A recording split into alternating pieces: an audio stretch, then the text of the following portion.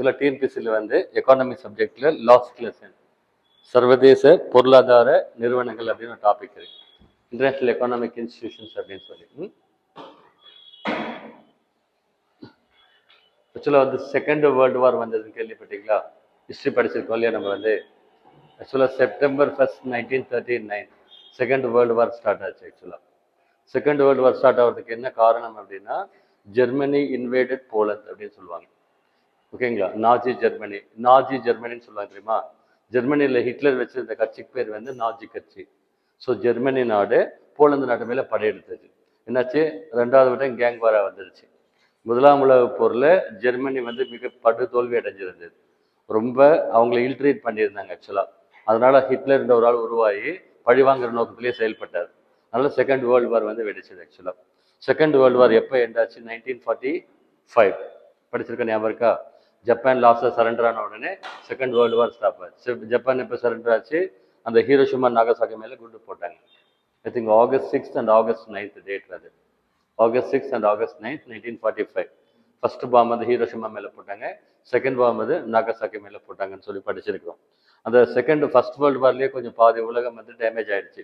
Second world வாரில் இன்னும் பேரழிவை சந்திச்சது. ஆக்சுவலாக அப்போ உலக தலைவர்கள்லாம் என்ன யோசிச்சாங்க அப்படின்னா, சண்டை போட்டுக்கிறதுனாலையோ சச்சரவு பண்ணிக்கிறதுனால யாருக்கு யூஸ்ஃபுல்லாக இருக்குது அப்படின்னு சொல்லிட்டு, இனிமேல் சண்டையே உலகத்தில் வரக்கூடாது அப்படின்னு சொல்லிட்டு தான் ஐக்கிய நாடுகள் சபைன்னு சொல்லுவாங்க, யுனைடெட் நேஷன்ஸ் ஆர்கனைசேஷன் அப்படின்னு ஒரு பாடி புதுசாக கொண்டு வந்திருக்காங்க.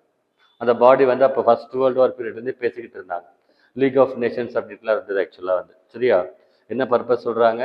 செகண்ட் வேர்ல்டு வார் வந்து பயங்கரமான பேரழிவை ஏற்படுத்துது. அது வந்து ரெக்கவரி ஆகவே சில நாடுகளுக்கு ரொம்ப டைம் ஆச்சு. உலகத்துக்கே வந்து இனிமேல் இந்த மாதிரி வந்து லார்ஜ் ஸ்கேல் டிவாஸ்டேஷன் வேண்டாம் அப்படின்னு சொல்லிட்டு உலக தலைவர்கள்லாம் கூடி யுஎன்ஓ அப்படின்னு கேள்விப்பட்டிருக்கீங்களா? ஐக்கிய நாடுகள் சபையின் தமிழில் பேர். ஆமாம், October 24, 1945 யூஎன்ஏ ஃபவுண்டேஷன் டேட் ஆக்சுவலாக அப்போ ஸ்டார்ட் பண்ணாங்க. இன்ஃபேக்ட் பார்த்தீங்கன்னா அந்த பாடி வந்ததுலேருந்து தேர்ட் வேர்ல்டு வார் வரலை. அவங்க என்ன பர்பஸ்க்காக ஆரம்பிச்சாங்க? இனிமேல் வேர்ல்டு வார் வரக்கூடாதுன்னு ஆரம்பிச்சாங்க, வரலை ஆக்சுவலாக. அந்த மாதிரி ஐக்கிய நாடுகள் சபை உருவாக்குனாங்க இல்லையா? அப்போ வந்து இன்டர்நேஷ்னல் லெவலில் எல்லா சைட்லையுமே வந்து பல துறைகள் இருக்கு இல்லையா? எல்லா துறைகளுக்குமே டெவலப்மெண்ட் ஆச்சு. ஆக்சுவலாக புதுசாக நிறைய விஷயங்களை பண்ணாங்க. அதில் ஒன்று வந்து உலகத்துக்கு செகண்ட் வேர்ல்டு வாரில் லாஸ் ஆகிடுச்சா, நிறைய கண்ட்ரிஸ் வந்து பயங்கரமாக பேக்வேர்ட் ஆகிட்டாங்களா, எக்ஸ்ட்ரீம் லாஸ் ஆகிடுச்சா, அவங்களுக்கு ரீகன்ஸ்ட்ரக்ட் பண்ண ரெக்கவரி ஆகிறதுக்காக, எக்கனாமிக்கலி ரெக்கவரி ஆக ஏதாவது ஹெல்ப் வேணும், ஃபினான்ஷியல் ஹெல்ப் ஏதாவது வேணும் அப்படின்னா அதுக்கு ஒரு பாடி கிரியேட் பண்ணியிருக்காங்க. அது பேர் வந்து வேர்ல்டு பேங்க் அப்படின்னு பேர், உலக வங்கின்னு சொல்லி சொல்லுவாங்க. அது கூட இன்னொரு சிஸ்டர் இன்ஸ்டியூஷன் வந்து IMF அப்படின்னு சொல்லி சொல்லுவாங்க, இன்டர்நேஷ்னல் மானிட்டரி ஃபண்ட் அப்படின்னு, சர்வதேச நாணய நிதியம்னு சொல்லுவாங்க. ஆக்சுவலாக இந்த ரெண்டு பாடி வந்து பார்த்தீங்கன்னா நாடுகளுக்கு கடன் கொடுக்கும். ஸோ அப்படி ஒரு கொண்டு வந்தாங்க. ஆக்சுவலாக அந்த வேர்ல்டு பேங்க்னு சொல்கிறோம் இல்லையா, அதுக்கு பேர் வந்து IPRDன்னு சொல்லுவாங்க. வேர்ல்டு பேங்க்ன்றது இல்லை, அந்த போர்ஷன் வந்து இப்போ சொல்லித்தரேன். சரிங்களா? இன்னைக்கு எடுக்க போகிற லெசனுடைய எசன்ஸ் சொல்கிறேன். சரிங்களா? ஸோ இன்டர்நேஷ்னல் லெவலில் செகண்ட் வேர்ல்டு வார்க்கு அப்புறம் நாடுகள் வந்து ரெக்கவரி ஆக இன்டர்நேஷ்னல் லெவலில் ஏதாவது கடன் தேவை அப்படின்னா கடன் கொடுக்கறதுக்காக வேர்ல்டு பேங்க்னு ஒரு பாடி, IBRDன்னு சொல்லுவாங்க, international bank for reconstruction development அப்படின்னு பேர். அதை நார்மலாக வேர்ல்டு பேங்க்னு சொல்கிறாங்க. இன்னொன்று IMFன்னு சொல்லி இன்னொரு பாடி கொண்டு வந்திருக்காங்க. ஸோ அப்படி கொண்டு வந்து கண்ட்ரிஸ் எல்லாம் கொஞ்சம் டெவலப் ஆச்சு, எக்கனாமிக்கலி எல்லாம் டெவலப் ஆகி வந்தாங்க. நம்ம ஹிஸ்ட்ரி படிச்சிருக்கோம் இல்லையா? அப்புறம் பார்த்தீங்கன்னா இப்போ ரீசெண்டாக வந்து லேட்டஸ்ட்டாக நிறைய டெவலப்மெண்ட்ஸ் ஆயிருக்குது. என்னென்ன ஆயிருக்கு அப்படின்னாக்க, உலகம் வந்து குளோபலைஸ் ஆயிருக்கு இல்லையா? செகண்ட் வேர்ல்டு வார் பீரியட்ல குளோபலைசேஷன்லாம் ஆகலை. குளோபலைசேஷன் என்ன சொல்கிறோம் பாருங்க, ட்ரம்ப் ஒரு அனௌன்ஸ் பண்ணாருன்னா வேர்ல்டு ஃபுல்லாக அஃபெக்ட் ஆகுது. வேர்ல்டு ஃபுல்லாக இருக்கக்கூடிய ஸ்டாக் எக்ஸ்சேஞ்ச் எல்லாம் இறங்குது, ஏறுது, டீஸ்டெபிளைஸ் ஆகுதுன்னு சொல்கிறாங்க. என்ன மாறி இருக்கு அப்படின்னா, ஒன்றுக்கு லிங்க் ஆகிடுச்சு. இப்போ உலகத்தில் சப்ளை செயின்லாம் சொல்லுவாங்க இல்லையா? அதாவது ஒரு நாட்டுக்கு இங்கிருந்து நம்ம ஏற்றுமதி பண்ணுறோம் ஒரு பொருளை, அவங்க வேற பொருளை நம்மளுக்கு இறக்குமதி பண்ணுறாங்க. இப்போ அவங்க நம்ம டிஸ்டர்ப் பண்ணால் நம்ம அவங்க டிஸ்டர்ப் பண்ணுறோம்.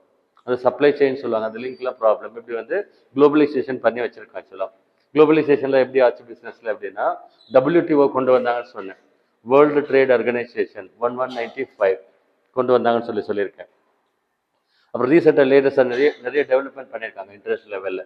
அதில் ஒன்று வந்து ட்ரேடிங் பிளாக்ஸ் அப்படின்னு சொல்லுவாங்க, வர்த்தக குரூப்பிங்ஸ் பண்ணியிருக்கிறாங்க. ட்ரேடிங் பிளாக்ஸ்னா ஒரு 5 கண்ட்ரி 10 கண்ட்ரி 15 கண்ட்ரி வந்து குரூப்பாக செயல்படுறது. பிரிக்ஸ்னு ஒன்று வந்துருக்கு இல்லையா, அது ஒரு ட்ரேடிங் பிளாக். சரியா? வர்த்தக ஒருத்தர் செய்யறதுக்கு 5 பேர் செய்யறதுக்கும் பாசிட்டிவாக இருக்கு இல்லையா? அந்த மாதிரி ட்ரேடிங் பிளாக்ஸ் அப்படின்னு சொல்லி கொண்டு வந்திருக்காங்க. அது என்ன அப்படின்னு அந்த கான்செப்ட் சொல்றேன். ட்ரேடிங் பிளாக்ஸ்னா என்ன, லேட்டஸ்ட் ட்ரெண்ட் என்ன, அப்புறம் அந்த WTO கொண்டு வந்தாங்க இல்லையா, வேர்ல்டு ட்ரேட் ஆர்கனைசேஷன், அது என்ன பண்ணுது, இந்தியா வந்து வளர்ந்து வரும் நாடு, டெவலப்பிங் கண்ட்ரி அந்த கேட்டகரியில் இருக்கு. அமெரிக்கா வந்து டெவலப்டு கண்ட்ரின்னு இருக்குது. ஸோ அந்த WTOவில் நம்மளுக்கு என்ன இஷ்யூஸ் இருக்குது அப்படின்றதுலாம் இந்த லெசனில் பார்க்கலாம் ஆக்சுவலாக. சரியா? இது கொஞ்சம் அட்வான்ஸ்டு லெசன், யூபிஎஸ்சி கிட்ட கேட்பாங்க, டிஎன்பிஎஸ்சியில் மென்ஷன் பண்ணி கொடுத்துருக்காங்க. அந்த வேர்ஸ் நம்மளுக்கு பேசிக்ஸ் தெரிஞ்சதுன்னா ஃபைன். சரியா? ஸோ இன்டர்நேஷ்னல் லெவலில் வந்து பாருங்க, ஆக்சுவலாக founding fathers of world bank, உலக வங்கி அப்படின்னு சொல்லி சொல்றாங்க. இந்த உலக வங்கின்றது வேர்ல்டு பேங்க்னு அதுக்கு பேர் கிடையாது. அதுக்கு ஆக்சுவல் பேர் வந்து IBRDன்னு சொல்லுவாங்க, international bank for reconstruction and development. நாடுகள்லாம் லாஸ் ஆயிடுச்சு செகண்ட் வேர்ல்டு வார்ல, அவங்க ரீகன்ஸ்ட்ரக்ட் ஆகி டெவலப் ஆகி வர்றதுக்காக அந்த பேங்க்னு பேர் வச்சிருக்காங்க. அதை அப்படியே என்ன சொல்லுவாங்க காமனா, வேர்ல்டு பேங்க் அப்படின்னு சொல்லி அழைக்கிறாங்க ஆக்சுவலா. இன்னொன்று வந்து இன்டர்நேஷனல் மானிட்டரி ஃபண்ட் அப்படின்னு இருக்கு ஆக்சுவலா, சர்வதேச நாணய நிதியம். இந்த ரெண்டு பாடியில இருந்து கடன் வாங்கலாம் வேர்ல்டு பேங்க்ல. நம்ம படிச்சோம்ல நியூ எக்கனாமிக் பாலிசி 1991 போட்டாங்கன்னு சொல்லி, India approach the world bank for financial help. So அவங்க இதெல்லாம் சேஞ்சஸ் பண்ணுங்கன்னு சொல்லும்போது எல்லாம் மிட்டிகேட் பண்ணி ஒரு போல்ட் ஸ்டெப் எடுத்து என்ன பண்ணாங்க, ஃபுல்லாக ஓப்பன் பண்ணி விட்டுட்டாங்கன்னு சொல்லி படித்தோம். சரி, IMF இருக்கு இல்லைங்களா, இதோட ஹெட் குவார்ட்டர்ஸ் எங்கே இருக்குன்னா வாஷிங்டன் DC. எந்த இயர் வந்தது? 1945 வந்தது. 1945 வந்தது. ஆக்சுவலாக உலகத்தில் எவ்வளோ நாடுகள் இருக்கும் சரியா கணக்கு தெரியாது. ஒரு ரஃபா ஒரு 400 நாடுகள், 450 நாடுகள், 500 நாடுகள் வச்சுக்கலாம். அப்படி கேள்விப்பட்டிருக்கீங்களா? உலகத்துல வந்து பல தீவுகள், பல நாடுகள், அதாவது கடலுக்கு அந்த பசிபிக் பெருங்கடல் ஷேப்ல இருக்குன்னு கேள்விப்பட்டிருக்கீங்களா? அதாவது சில நிலப்பகுதிகள் இன்னும் மக்களுக்கு தெரியாமலே கூட இருக்கான். சில நிலப்பகுதிகள் மக்கள் போய் தேடி கண்டுபிடிக்காமலே இருக்கான். ஒரு எக்ஸாம்பிள் சொல்லணும்னா, அமெரிக்கன் கான்டினென்ட்டையே கொலம்பஸ் தான் கண்டுபிடிச்சார். நம்ம படிச்சிருக்கோம் இல்லையா? இந்த year 1492 Christopher Columbus discovered America. With map காட்டணும் ஞாபகம் இருக்கா? மேப்ல வந்து அமெரிக்கான்றது அமெரிக்க கண்டம், which means north America, south America. உலகத்துல கிட்டத்தட்ட ஆஃப் ஆஃப் தி ஏரியாவையே கண்டுபிடிக்காம இருந்தாங்க. 1492 தான் கிறிஸ்டோபர் கொலம்பஸ் தான் போய் கண்டுபிடிச்சார். அந்த சவுத் அமெரிக்கா கீழே இருக்கக்கூடிய கண்ட்ரிகள், பிரேசில், சிலி இருக்குல்ல அந்த கண்ட்ரிஸ், மேலே இருக்கிறது நார்த் அமெரிக்கா. அதில் வந்து கனடா, அமெரிக்கா, மெக்சிகோ அந்த நாடுகள், ஐஸ்லாண்ட் அப்படி அந்த நாடுகள்லாம் இருக்கு ஆக்சுவலாக. ஸோ இந்த மாதிரி இன்னும் அன்எக்ஸ்ப்ளோர்டு நாடுகள் நிறைய இருக்கு ஆக்சுவலாக. அந்த மாதிரி இந்த புது பாடி கொண்டு வந்த ஐக்கிய நாடுகள் சபை, அது வந்து எல்லா நாடுகளும் அது கண்டிப்பாக உறுப்பினராக இருக்கணுமா அப்படின்னா இட்ஸ் நாட் ஸோ. அவங்க ஒரு பாடி கிரியேட் பண்ணியிருக்கிறாங்க, ஏதாவது கண்ட்ரி வேணும்னா அதில் போய் சேர்ந்துக்கலாம் அப்படின்னு அர்த்தம். ஸோ ஐக்கிய நாடுகள் சபையில் ஒரு 195 மெம்பர்ஸ் இருக்காங்க, ஒரு 195 நாடுகள் சேர்ந்துருக்கிறாங்க. அந்த மாதிரி இதில் IMFல வந்து 190+ கண்ட்ரிஸ் சேர்ந்துருக்காங்க. இப்போ சேராத நாடுகள் அவங்க தனி நாடுகள். நம்ம நித்யானந்த கைலாசா மாதிரி அவர் இஷ்டம். சரியா? அதாவது இதில் இந்த பாடியில் சேர்ந்தா அந்த நாம்ஸ் ஃபாலோ பண்ண போகிறோம். சரியா? அந்த மாதிரி அர்த்தம் ஆக்சுவலாக. ஸோ IMFல வந்து 190 நாடுகள் இருக்கு. இந்தியா வந்து வர்ச்சுவலாக வந்து ஒரு பீஸ் லவிங் கண்ட்ரின்னு சொல்லி சொல்லுவோம் இல்லையா, எல்லாத்துலேயுமே இருக்கு ஆக்சுவலாக. Next world bank head quarters எங்கே இருக்கு? வாஷிங்டன்ல இருக்கு ஆக்சுவலாக. வேர்ல்டு பேங்க்ல எவ்வளோ மெம்பர்ஸ் இருக்காங்கன்னா 164+ மெம்பர்ஸ் இருக்காங்க. 164 மெம்பர்ஸ் இருக்காங்க ஆக்சுவலாக. இது கூட இன்னொரு இன்ஸ்டிடியூஷன் வந்து WTO அப்படின்னு பேர் ஆக்சுவலாக. WTO அப்படின்னு சொல்லுவாங்க, வேர்ல்டு ட்ரேட் ஆர்கனைசேஷன், உலக வர்த்தக நிறுவனம்னு பேர் ஆக்சுவலாக. 1/1/1995 அதில் எஃபெக்ட் கொடுத்தாங்க. ஆக்சுவலாக இந்த WTO இருக்கு இல்லையா, ஒவ்வொன்றா உள்ளே பார்த்துக்கலாம், உள்ள எல்லாமே டீட்டெயிலாக கொடுத்துருக்கேன் என்னன்னு சொல்லிட்டு.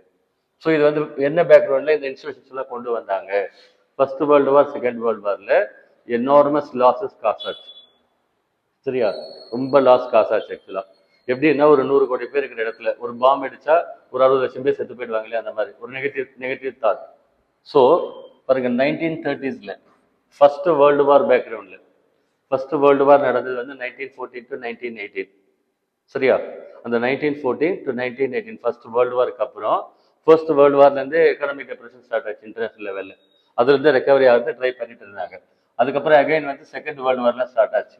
அப்போ என்னெல்லாம் ப்ராப்ளம் ஆயிடுச்சு அப்படின்னு சொன்னால், எக்ஸ்போர்ட் வந்து அதிகமாக ப்ரொமோட் பண்ண வேண்டிய நெசசிட்டி இருந்தது அவங்களுக்கு. எக்ஸ்போர்ட்ஸ் எல்லாம் ப்ரொமோட் பண்ணணும். இப்போ பிஸ்னஸ் நல்லா போகணும்னா என்ன பண்ணணும்? பீஸ்ஃபுல்லாக இருக்கணும், சப்போர்ட் இருக்கணும், பீஸ்ஃபுல்லாக இருக்கணும், இன்ஃப்ராஸ்ட்ரக்சர் பெட்டராக இருக்கணும், பெட்டர் கோஆப்ரேஷன் இருக்கணும், ஆர்கனைசேஷனில் டாப் டு பாட்டம் வந்து எஃபெக்டிவாக ஒர்க் பண்ணணும்னு சொல்லுவாங்க. அந்த மாதிரி இருந்தது ஆக்சுவலாக. ஒரு இம்போர்ட் ரெஸ்ட்ரிக்ஷன்ஸ் எல்லாம் இருந்தது அப்போ. முதலாம் உலகப் 2ஆம் உலகப் பக்கத்தில் இம்போர்ட் அந்த நாட்டில் இறக்குமதி பண்ணணும்னா அந்த நாடு என்ன சட்டம் வச்சிருக்கோ அதை கேட்கணும் ஆக்சுவலாக. பிறகு ட்ரம்ப் முன்ன வந்து வரி போடலை. புதுசாக இப்போ ஜெயிச்சு வந்த உடனே என்ன சொல்றாருன்னா, அவர் சொல்றதுல ஒரு சின்ன லாஜிக் இருக்கு.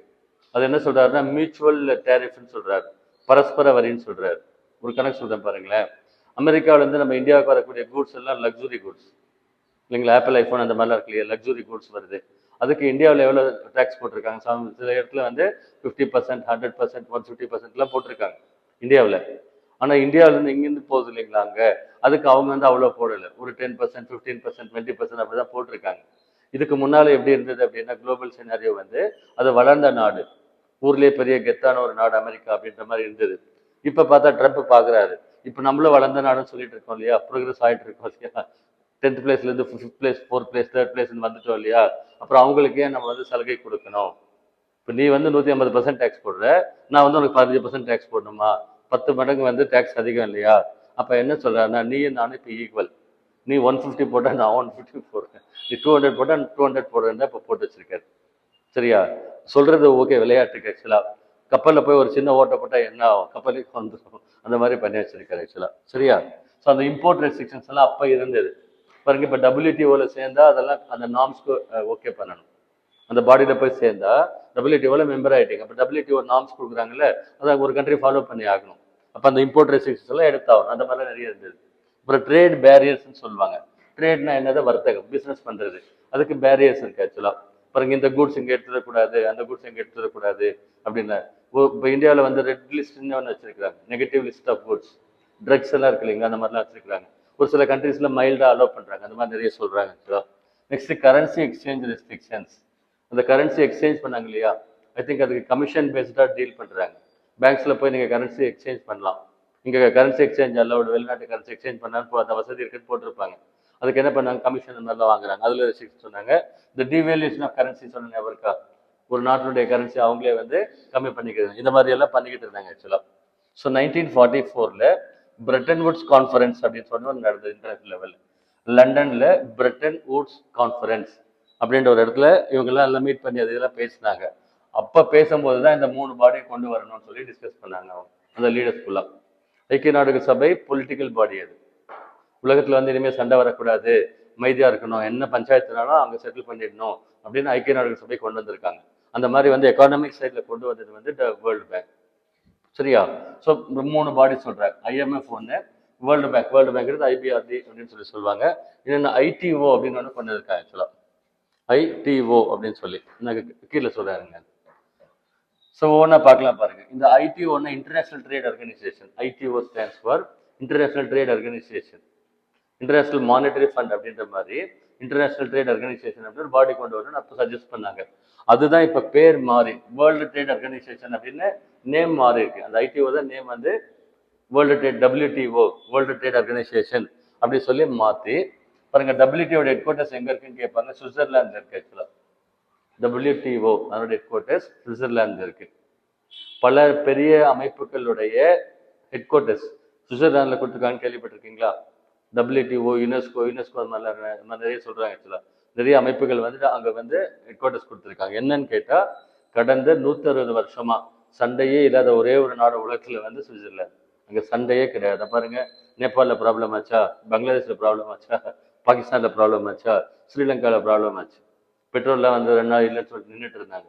இந்த மாதிரி டிஸ்டர்ப் ஆகுது இல்லையா, அந்த மாதிரி எந்த ப்ராப்ளமும் இல்லாத ஒரு பீஸ்ஃபுல்லான கண்ட்ரி வந்து சுவிட்சர்லாந்து.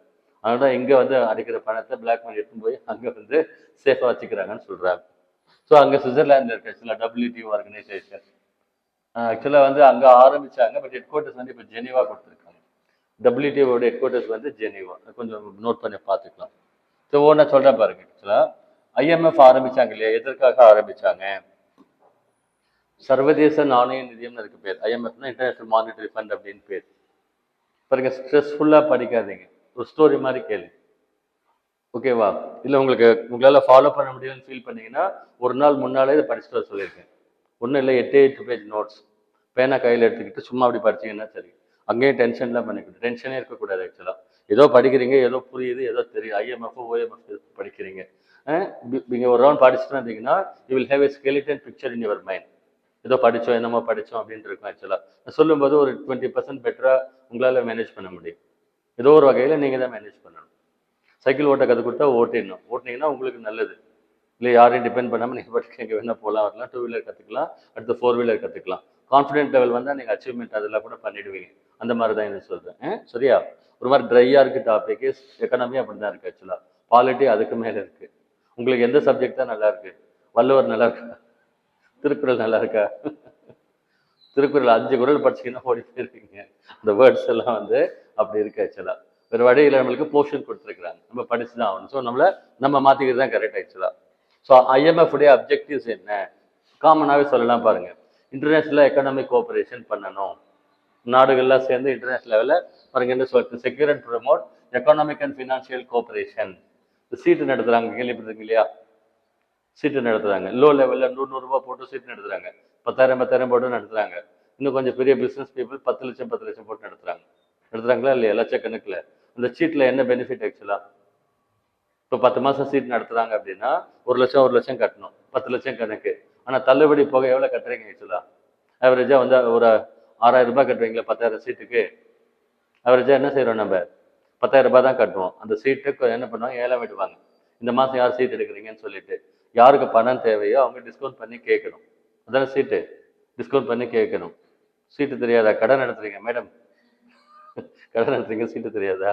இதுக்கு பேர் சிட் ஃபண்ட். இதை அன்ஆர்கனைஸ்டாக அப்படி சும்மா வாய் வழியாக செய்கிறாங்க நிறைய பேர். உங்கள் ஃப்ரெண்ட் ஒருத்தர் இருக்காரு செங்கல் ஓட்டுறது, வாய் வழியாகவே செய்கிறாங்க, நல்லா இன்கம் அதில். இன்னொன்று சிட் ஃபண்டு கம்பெனி ஆர்கனைஸ்டாக வச்சும் லைசன்ஸ் வாங்கியே நடத்துகிறாங்க. இந்த சிட் ஃபண்டு கேள்விப்பட்டது இல்லையா? இதுதான் சிட் ஃபண்ட் ஆக்சுவலாக. அதாவது 1,00,000 ரூபாய் மாதம் நீங்கள் கட்டணும், EMI மாதிரி. 10 மாதத்துக்கு சீட்டுன்னு அர்த்தம், ஓகேங்களா? இப்போ மாதம் அதிகமாக போகும், அதிகமாக தள்ளுபடி ஆகும். ஏன்னா பணம் இம்மிடியேட்டாக எடுத்துடுறீங்க. யார் அந்த 10 பேரில் மெம்பர் போடுறாங்களோ அவங்களுக்கு ரொம்ப அர்ஜென்ட்டு, வேற எவனும் காசு கொடுக்க மாட்டான், ₹1 கொடுப்பாங்க, யாரும் கொடுக்க மாட்டாங்க. அதனால அதிகமாக தள்ளுபடி டிஸ்கவுண்ட் கேட்பாங்க, ஏலம் கோருவாங்க. 80, 75 அப்படின்னா 7,500, 75,000 அப்படின்னு அர்த்தம் ஆக்சுவலாக. 1,00,000 சீட்டுனாக்க 75,000, 7,5 லட்சம் அப்படின்னு அர்த்தம் ஆக்சுவலாக. எனக்கு தெரிஞ்சு பார்த்தா ஒரு 5 லட்சம் 6 லட்சத்துக்கே போகும். ஃபஸ்ட்டே சீட் எடுத்துடலாம். நீங்கள் மாதம் நீங்கள் என்ன பண்ணணும்னா, அதுக்கு பேர் வந்து 1,00,000 ரூபாய் சீட்டு. ஆனால் நீங்கள் கட்டுறது 1 லட்சம் கட்ட மாட்டீங்க, டிஸ்கவுண்ட் போக மிச்சம் வருது இல்லையா, அந்த அமௌண்ட்டு தான் நீங்கள் கட்டணும். இப்போ 6 லட்சம் ஒருத்தர் எடுக்கிறார் இல்லையா, அந்த அமௌண்ட்டை டிவைடட் பை 10 போட்டு கட்டுவாங்க. அந்த மாதிரி அதில் சீட்டுன்னு சொல்லுவாங்க. அது ஒரு பெனிஃபிட் ஆக்சுவலாக. அந்த மாதிரி நாடுகளுக்கு கொடுத்துருக்குறாங்க, ஓகேங்களா? ஒரு 10-15 நாடுகள் அதுக்கு ஃபண்டிங் பண்ணுறாங்க. IMF வேர்ல்டு பேங்க்குக்கு ஃபண்டிங் பண்ணுறாங்க. அதில் 25% வந்து அமெரிக்கா ஃபண்டு பண்ணுது. ஆனால் அது தென்னவிட்டா சுற்றிட்டு இருக்கு, சரியா? கெத்தாக இருக்கும் இல்லையா? அரசியல்வாதி மாதிரி வந்து 25% வந்து இன்டர்நேஷ்னல் ஃபண்டிங்ஸ் இருக்கு இல்லைங்களா, அது அமெரிக்கா தான் ஃபண்டிங்கே பண்ணுது. ஸோ ஃபண்டிங் பண்ணுறதுன்னா ஊர்ல எல்லாம் திருவிழா நடத்துகிற நாட்டம்னு ஒரு கெத்தாக சுற்றிட்டு இருப்பார் இல்லையா, அந்த மாதிரி அவங்க பண்ணாங்க. இந்த மாதிரி சொல்கிறாங்க. அது ஒரு சீட்டு மாதிரி தான் அது கணக்கு ஆக்சுவலாக. ஸோ மெம்பர் கண்ட்ரிஸ் இருக்காங்க இல்லையா, அதே சீட்டு கம்பெனி மாதிரி சொல்கிறேன். மெம்பர் கண்ட்ரிஸ்க்கு ஏதாவது ப்ராப்ளம் வந்துச்சுன்னா, BOP கிரைசிஸ் அப்படின்னு சொல்கிறேன் இல்லைங்களா, ரெகுலராகவே சொல்லுவோம். BOP கிரைசிஸ், எக்ஸ்போர்ட்ஸ் இம்போர்ட்ஸ் பண்ணுறாங்க இல்லையா, அதில் இன்பேலன்ஸ் இருந்துச்சுன்னா அதுக்கு பேர் BOP கிரைசிஸ். பேலன்ஸ் ஆஃப் பேமெண்ட்ஸ்ன்னு சொல்லுவாங்க. இப்போ நீங்கள் எக்ஸ்போர்ட் பண்ணுறீங்களா, அதுக்குரிய பணம் உங்களுக்கு வருதா? நீங்கள் இம்போர்ட் பண்ணுறீங்களா, ஒரு 100 கண்ட்ரியில் இம்போர்ட் பண்ணுறீங்க, அந்த கண்ட்ரிஸ் கூட அந்த வால்யூம்க்குரிய பணம் நீங்கள் கொடுக்கணும் தானே? கொடுக்கணுமா இல்லையா? கொடுத்தா தானே இன்னொரு டைம் அனுப்புவான். அந்த பேலன்ஸ், ரெண்டையும் பேலன்ஸ் பண்ணுறதுக்கு பேர் வந்து BOP. எக்ஸ்போர்ட்ஸ் அதிகமாக இருந்து இம்போர்ட்ஸ் கம்மியாக இருந்தால் நம்மளுக்கு பாசிட்டிவ். யூஸ்வலாக என்ன சொல்கிறோம், நம்ம இந்தியா நெகட்டிவ்ல இருக்குன்னு சொல்கிறோம். அதை ஹேண்டில் பண்ணுற அந்த டர்ன் ஓவர் வால்யூம் இருக்குல்ல, அதுக்கு BOPன்னு பேர். மினிமம் 3 மந்த்ஸ்க்கு அதை ஹேண்டில் பண்ணுற அளவுக்கு கையில் கெப்பாசிட்டி இருக்கணும்னு சொல்கிறாங்க, சரியா? அந்த BOP கிரைசிஸ் அந்த மாதிரிலாம் வந்துச்சுன்னா இப்போ பணம் அதிகமாக தேவை, என்ன பண்ணணும்? வேர்ல்டு பேங்க்ல கடன் வாங்கலாம். நெக்ஸ்ட் வந்து பார்த்தீங்கன்னா, to facilitate faster and balanced growth of international trade. சர்வதேச அளவில் பல நாடுகள் பண்ணுறாங்க இல்லையா, எக்ஸ்போர்ட்ஸ் இம்போர்ட்ஸ் பண்ணுறாங்க இல்லையா, அதை அதிகப்படுத்தி அதிகமாக பண்ண நல்லது தானே. பிஸ்னஸ் வால்யூம் அதிகமாச்சுன்னா எல்லாருக்குமே நல்லா இருக்கும். பாருங்க, பட்டாசு வழக்கத்தை விட வந்து 100% அதிகமாக வித்துச்சு இந்த சீசன்லன்னு ஒரு டேட்டா சொன்னாங்கன்னா, அந்த டேட்டா என்ன சொல்லுது ஆக்சுவலா? மக்கள் நல்ல பணம் வச்சிருக்கிறாங்க, பட்டாசு நல்ல செழிப்பாக வந்து வாங்கி வெடிக்கிறாங்க, இவங்களுக்கு பட்டாசு வெடிக்கிறது சந்தோஷம். ஒரு 3 நாள் வீட்டில் சண்டையெல்லாம் மறந்துட்டு என்ன பண்ணுவாங்க, சந்தோஷமா இருப்பாங்க. இவங்களுக்கு கெயின். அவன் கடைக்காரனுக்கு என்ன கெயின்? வழக்கமாக வரதை விட 50% எக்ஸ்ட்ரா ப்ராஃபிட். இது வந்து பாசிட்டிவாக சொல்கிறேன் நான், வந்து வின் சுச்சுவேஷன் சொல்லுவாங்க. ஸோ வால்யூம் இன்க்ரீஸ் ஆச்சுன்னா அது குட் ஆக்சுவலாக, அதை சொல்கிறாங்க. இன்டர்நேஷனல் ட்ரேட் பூஸ்ட் பண்ணணும் அப்படின்றாங்க. அதே மாதிரி to ensure exchange rate stability அப்படின்னு சொல்கிறாங்க. நிறைய கான்செப்ட்ஸ் இருக்கிறதுல வந்து எக்ஸ்சேஞ்ச் ரேட் ஸ்டெபிலிட்டின்னா, ஒரு கரன்சிக்கு இன்னொரு கரன்சிக்கு எக்ஸ்சேஞ்ச் பண்ணுறாங்க இல்லையா, அது வந்து ஒரு ஸ்டேபிளாக இருக்கணும்னு சொல்கிறாங்க. ஸ்டேபிளாக இருக்கணும் அப்படின்றாங்க. இப்போ அமெரிக்கன் கரன்சிக்கு இந்தியன் கரன்சிக்கு வேல்யூ பண்ணி இந்தியன் கரன்சி ரொம்ப பாட்டம்ல இருக்குன்னு சொல்கிறாங்க. சரி, அப்ரிஷியேஷன் டெப்ரிஷியேஷன் கான்செப்ட் சொன்னோம் இல்லையா, அது வந்து ஐ திங்க் 88 ரூபா என்னமோ இருக்கு ஆக்சுவலாக, $US. அதாவது அந்த கண்ட்ரியை விட நம்ம கரன்சி 88% மைனஸில் இருக்குன்னு அர்த்தம். இதாவது பரவாயில்ல. நான் சொன்ன குவைத் தினார் 283 ரூபாய், 283 ரூபாய் கொடுத்தீங்கன்னா ஒரு குவைத் தினார், ஒரு வாட்டர் பாட்டில் குவைத்தில் வாங்கி குடிக்கலாம். நம்ம கரன்சியை விட அவங்க கரன்சி எவ்வளோ வேல்யூவாக இருக்கு, 283 மடங்கு. எனக்குலாம் ஸ்டார்டிங்கில் தெரிஞ்சா நான் ஃபர்ஸ்ட் குவைத்தில் போய் செட்டில் ஆயிருப்பேன். ஓகேவா? ஆடு ஓட்டுறோமோ, மாடு ஓட்டுறோமோ, கார் ஓட்டுறோமோ, என்ன ஜாப் கிடைச்சாலும் சேர்ந்து பண்ணியிருக்கலாம். கரன்சி வேல்யூ ஜாஸ்தி இங்கே. இங்கே 1000 ரூபாய் சேலரி வாங்கினீங்கன்னா அங்கே எவ்வளோ அர்த்தம்? 2,83,000 ரூபாய் அர்த்தம். இப்போ இங்கே எவ்வளோ சேலரி வாங்குறோம்? ஒரு 40,000 வச்சுக்கோங்க. இன்ட்டு 283 எங்கே போட்டால் எங்கே ஒரு 1.25 கோடி உங்களுக்கு நீங்களே ஒரு செட் ஆயிடலாம். கரன்சி வேல்யூ வந்து ஜாஸ்தி அங்கே. அதனால தான் நிறைய பேர் வந்து ஜாப் போகிறாங்க, விஷயம் தெரிஞ்சவங்க ஜாபுக்கெல்லாம் போகிறாங்க ஆக்சுவலாக. நெக்ஸ்ட் இன்னொரு கான்செப்ட் என்ன சொல்றாங்க இவங்க ஐஎம்எஃப் அப்படின்னா, ஃப்ளோ ஆஃப் கிரெடிட், பணப்புழக்கம் இருக்கு இல்லைங்களா? பணம் வந்து இன்டர்நேஷனல் லெவலில் ரொட்டேஷன் பண்ண வருது போகுது, ஒரே கண்ட்ரிஸ்க்கு போயிட்டு இருக்கட்டுமா? அது சரியாது. இன்டர்நேஷனல் லெவலில் என்ன சொல்றாங்க, எல்லா கண்ட்ரிஸ்க்குமே ஃப்ளோ கரெக்டாக இருக்கணும். ஸோ கிரெடிட் ஃப்ளோ குறிப்பாக எங்கே சொல்றாங்கன்னா, டெவலப்டு கண்ட்ரீஸ்லேருந்து டெவலப்பிங் கண்ட்ரிஸ்க்கு போகணுன்றாங்க. டெவலப்டு கண்ட்ரிஸ்ல வளர்ந்த நாடுகள், இந்த மேலை நாடுகள்னு சொல்லுவாங்க, இன்னொன்று வெஸ்டர்ன் கண்ட்ரிஸ் சொல்லுவாங்க. யூரோப் அண்ட் அமெரிக்கா, உலகத்தையே ரொம்ப பணக்கார ஏரியா எதுனாக்க யூரோப் இருக்கிற எல்லா கண்ட்ரிஸும், ப்ளஸ் வந்து அமெரிக்காவை சொல்லுவாங்க. ஜிடிபி அதிகம், பெர் கேபிட்டா அதிகம், லிட்ரஸி ரேட் அதிகம், லைஃப் ஸ்டாண்டர்ட் அதிகம், ஓகேங்களா? நல்ல அச்சீவ்மெண்ட்ஸ் அதிகம், நல்ல சுகபோக வாழ்க்கை வாழ்றாங்க. பிறகு இப்போ அங்கே வந்து மோட்டர் பைக் வச்சுக்க சாதாரண ஆள்னு சொல்லிட்டாங்க. இங்கே மோட்டர் பைக் வச்சுதான் நம்ம வந்து 10 அபவ் பவர்ட்டிலேன்னு சொல்றாங்க, அப்படி சொல்றாங்க. ஸோ இந்த ரீசன்ஸ்க்கு வந்து ஐஎம்எஃப் ஆரம்பிச்சாங்கன்னு சொல்றாங்க. ஐஎம்எஃப்ல வந்து என்ன ஃபெசிலிட்டிஸ் தராங்க? பேசிக் கிரெடிட் ஃபெசிலிட்டி, கடன் வாங்கிக்கலாம்னு சொல்றாங்க. ஒரு நாட்டுக்கு ஏதாவது கடன் தேவைன்னா, சரியான ரீசன் இருந்ததுன்னா, இப்போ கிரெடிட் பேங்க்ல அப்படிதான் தருவாங்க. நீங்க ஒரு கடன் போய் கேட்குறீங்க, உங்களுக்கு ஒரு தேவை இருக்குன்னு சொல்றீங்க. ஃபார் எக்ஸாம்பிள் வீடு எக்ஸ்டென்ஷன் பண்றேன்னு கேட்குறீங்க, உங்களுக்கு ரீபேயிங் கெப்பாசிட்டி இருக்கான்னு அசஸ் பண்ணி பார்ப்பாங்க. உங்களுக்கு ரீபேயிங் கெப்பாசிட்டி இருந்ததுன்னா நீங்க எக்ஸ்டென்ஷன் லோன் வாங்கலாம். ப்ரொசீஜர் இருக்கு அதுக்கு. வந்து சைட் வாங்கணுமா அதுக்கு தனியாக இருக்குது, வீடு கட்டணுமா அதுக்கு தனியாக இருக்குது, 2 wheeler loan, car loan, consumer loan, Deepavali loan, festival loan, all loan and EMI. Okay, இதுதான் வந்து பேங்க்ல பண்றாங்க ஆக்சுவலாக. அந்த மாதிரி இதுலேயும் சொல்றாங்க. ஸோ பணம் வந்து கடன் வாங்கிக்கலாம் சொல்றாங்க. என்ன அப்படின்னு சொன்னாக்க, டெம்பரரியா பிஓபி கிரைசிஸ் சொன்னேன் இல்லைங்களா, சும்மா இங்கதான் வந்திருக்கு, இந்த ஒரு டைம் வந்திருக்கு, அடுத்த டைம் வராது, அந்த மாதிரி ஒரு ரீசன் சொல்றாங்க ஆக்சுவலா. அப்புறம் வந்து இந்த பேசிக் கிரெடிட் ஃபெசிலிட்டி தராங்கல்ல, கடன் வாங்கிக்கலாம்னு சொல்றாங்க இல்லையா, அது எந்த கரன்சில கடன் வாங்குறது? இப்ப நம்ம நாடு இந்தியாவில் ரூபா, ஜப்பான்ல வந்து என் அப்படின்னு சொல்றாங்க, சைனாவில் வந்து வேற ஏதோ கரன்சி, பிரான்ஸ்ல பிராங்க், இது மாதிரிலாம் கேள்விப்பட்டிருக்கீங்க இல்லையா? அதனால அவங்க என்ன பண்ணிருக்காங்கன்னா, எஸ்டிஆர் அப்படின்னு ஒரு கான்செப்ட் கொடுத்துருக்காங்க, ஸ்பெஷல் டிராயிங் ரைட்ஸ் அப்படின்னு பேர். ஸ்பெஷல் டிராயிங் ரைட்ஸ் அப்படின்னு அதுக்கு பேர். ஓகேங்களா? அது கரன்சியில ஒரு கான்செப்ட் ஆக்சுவலா. அது என்ன சொல்றாங்க அப்படின்னாக்க, 5 கரன்சிஸ் பாருங்க, அதுல வந்து இந்த எஸ்டிஆர் ஸ்பெஷல் டிராயிங் ரைட்ஸ், ஒவ்வொரு கண்ட்ரி வந்து எவ்வளவு கடன் வாங்கலாம், எவ்வளவு லிமிட் அப்படின்னு அது சொல்லுது. அந்த இன்டர்நேஷனல் மானிட்டரி ஃபண்ட் இருக்கு இல்லைங்களா, ஐஎம்எஃப்ல, அதுல வந்து 5 நாட்டு கரன்சி டீல் பண்றாங்க. என்னென்ன currency? Euro dollar, US dollar, UK pound, Japan yen, Chinese yen. இந்த 5 கரன்சில கடன் வாங்கிக்கலாம். ஓகேங்களா? இந்த 5 கரன்சி வந்து இன்டர்நேஷனலா டீல் பண்ற, பல நாடுகள்ல டீல் பண்ற கரன்சி. நம்மளுக்கு காமனா தெரிஞ்சது யூஎஸ் டாலர். உலகத்துல எந்த மூலைக்கு போனாலும் அமெரிக்க டாலர் செல்லும். என்ன அப்படின்னா, ஆரம்ப காலத்துல அவங்க பிசினஸ் வால்யூம் இம்ப்ரூவ் பண்ணி விட்டுட்டாங்க. வேர்ல்டு வைட் பிசினஸ் வால்யூம் இருக்கு அவங்களுக்கு, அதனால கரன்சி எங்க போனாலும் அது செல்லுது ஆக்சுவலா. ஸோ இந்த அமெரிக்க டாலருக்கு கவுண்டர் பண்ணி வந்த கரன்சி தான் வந்து யூரோ டாலர். யூரோ கரன்சின்னு சொல்லி கொண்டு வந்தாங்க, கேள்விப்பட்டிருக்கீங்களா? அமெரிக்கா கரன்சி இருக்கு இல்லைங்களா, ஒருத்தனே வந்து நாட்டை ஆண்டுகிட்டு இருக்கான், சரியா? அந்த மாதிரி கான்செப்ட் அது. ஒரு கரன்சி வந்து வேர்ல்டு ஃபுல்லாக டாமினேட் பண்ணுது. இத்தனைக்கும் அதில் 35 கோடி பேர் தான் இருக்கிறாங்கன்னு சொன்னேன் நேற்று பாப்புலேஷன் டேட்டாவில். இப்போ யூரோப் கண்ட்ரி இருக்கு இல்லைங்களா, அங்கே 28, 30, 35 நாடுகள் இருக்கு. அதில் ஒரு ஐ திங்க் ஒரு 27, 28 கண்ட்ரீஸ்ல சேர்ந்து they have brought a common currency known as euro currency. அதுக்கு யூரோ டாலர் அப்படின்னு அதுக்கு பேர், சரிங்களா? அந்த யூரோ டாலர் கொண்டு வந்தாங்க.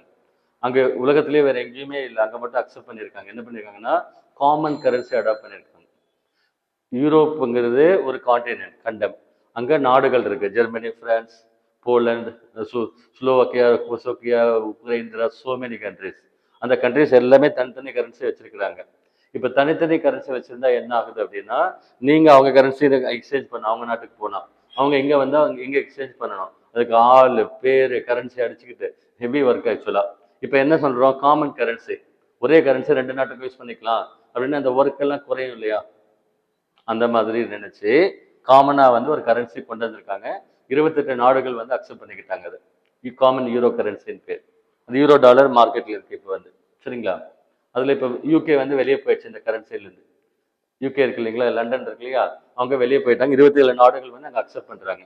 உலகத்திலே காமன் கரன்சி அக்செப்ட் பண்ணுற ஒரே ஒரு இடம் வந்து யூரோப்பியன் யூனியன். உலகத்திலே ரொம்ப டெவலப்டு ஜோன் வந்து யூரோப்பியன் யூனியன். சரி, அந்த கான்செப்ட் சொல்றாங்க. ஸோ இந்த 5 கரன்சியில வந்து வச்சிருக்கிறாங்க. அவங்களுக்கு கோட்டா வச்சிருக்காங்க, இந்த கரன்சி இவ்வளோ கடன் வாங்கிக்கலாம், அதெல்லாம் கடன் வாங்கிக்குவாங்க ஆக்சுவலா. இந்த எஸ்டிஆர் அப்படின்னு ஏன் கிரியேட் பண்ணாங்க இந்த கான்செப்ட், ஸ்பெஷல் டிராயிங் ரைட்ஸ் அப்படின்னு சொன்னா, வேர்ல்டு ரிசர்வ் கரன்சியா வச்சிருக்கிறாங்க. World's reserve currency. இப்போ நம்மளுக்கு ஃபேமிலி ரன் பண்றோம், கையில ஒரு சிலர் காசு வச்சிருப்பாங்களா, பேக்கப் வச்சிருப்பாங்களா, ஒரு 30,000 50,000 கையில வச்சிருக்கணும் ஒரு எமர்ஜென்சி கூட ஹேண்டில் பண்றதுக்கு. ஒரு சில மக்கள் கிட்ட என்ன பண்ண, எல்லா செலவுகள் எல்லாம் பண்ணிட்டு இருப்பாங்க, கையில பணம் இருக்காது, வேற என்ன இனிமேல் தான் போராட்டணும் அப்படிலாம் வச்சிருக்காங்க இல்லையா. ரிசர்வா வச்சுக்கிறது பெட்டர் தானே, போய் கேட்டா கிடைக்காது, அங்கதான் மீட்டர் வட்டி கிலோமீட்டர் வட்டி எல்லாம் போகுது.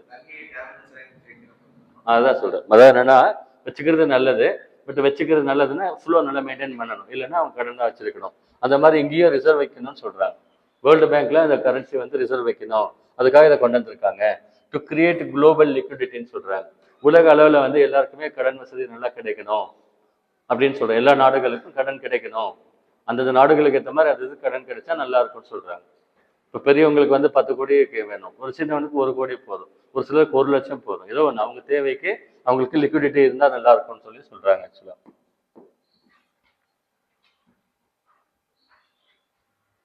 அந்த எஸ்டிஆர் வேல்யூன்னு சொல்றோம் இல்லையா, அது வந்து பாத்தீங்கன்னா இந்த 5 கரன்சி சொன்னோம் இல்லையா, அதை பேஸ் பண்ணி டிசைட் பண்றாங்களா எஸ்டிஆர் உடைய வேல்யூ வந்து. நமக்கு அதெல்லாம் விட்டுறீங்க, என்னென்னு வேணாம், சரியா. நெக்ஸ்ட் வந்து இந்தியா அண்ட் ஐஎம்எஃப். இந்தியாவுக்கு ஐஎம்எஃப் என்ன ரிலேஷன்ஷிப் அப்படின்னு பார்க்கலாம்.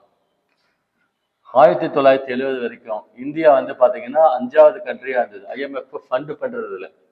ஐஎம்எஃப்க்கு ஃபண்ட் பண்றாங்கன்னு சொன்னோம் இல்லையா, அது தனியாக நடந்துரும். கண்ட்ரிஸ் வந்து சீட்டு போடுற மாதிரி எல்லாம் பணம் கான்ட்ரிபியூட் பண்றாங்க, அந்த பணத்தை யாருக்கு தேவைன்னு சொல்லி நாம்ஸ் வச்சு கொடுக்குறாங்க ஆக்சுவலா. ஸோ இது பார்த்தீங்கன்னா 5வது கண்ட்ரியா இருந்தது ஃபண்டிங்ல இந்தியா 1970 வரைக்கும். அதே மாதிரி பர்மனன்ட் எக்ஸிக்யூட்டிவ் டைரக்டர் அவரை வந்து அப்பாயிண்ட் பண்ற ஒரு கெப்பாசிட்டி இருந்தது ஆக்சுவலா இந்தியாவுக்கு. இந்தியாவுடைய கரண்ட் கோட்டா அப்படின்னு சொல்லிட்டு ஒன்று கொடுத்துருக்குறாங்க. ஷேர் ஹோல்டிங் வந்து 2.4% ஆக்சுவலா. அதாவது கோட்டால வந்து 8வது லார்ஜஸ்ட் கோட்டா இந்தியா வந்து அந்த கரண்ட் ஃபண்டிங் பண்றதுல 8வது லார்ஜஸ்ட் கோட்டா வச்சிருக்குன்னு சொல்லி சொல்றாங்க. நமக்கு இந்த டேட்டாலாம் எதுவும் கேட்க மாட்டாங்க, விட்டுருங்க. What is IMF, what is world bank, what is it's function அப்படின்னு சொல்லி தெரிஞ்சுக்கிட்டா போதும். Achievement of IMF. ஐஎம்எஃப் வந்து என்ன அச்சீவ் பண்ணியிருக்கிறாங்க பாருங்க, மானிட்டரி ரிசர்வ் ஃபண்ட் அப்படின்னு ஒன்று ஆரம்பிச்சிருக்கிறாங்க. ஓகேங்களா, உலகத்துக்கு வந்து ஐஎம்எஃப்ன்றது என்னது ஆக்சுவலா, ரிசர்வ் ஃபண்ட் வச்சிருக்கிற ஒரு ஆர்கனைசேஷன். ஸோ ஏதாவது கடன் தேவைன்னா அவங்க கொடுப்பாங்க. ஸோ குளோபல் லிக்விடிட்டி எஸ்டாப்ளிஷ் பண்ணியிருக்கிறாங்க. ரெண்டாவது என்ன சொல்றாங்க, மானிட்டரி டிசிப்ளின் அண்ட் கோஆபரேஷன். அது வந்து நார்ம்ஸ், ரூல்ஸ், ரெகுலேஷன்ஸ், ப்ரொசீஜர்ஸ் அந்த மாதிரி எல்லாமே வச்சிருப்பாங்க, பிளைண்டா எதுவும் பண்ண மாட்டாங்க, அந்த மாதிரி வச்சிருக்கிறாங்க ஆக்சுவலா.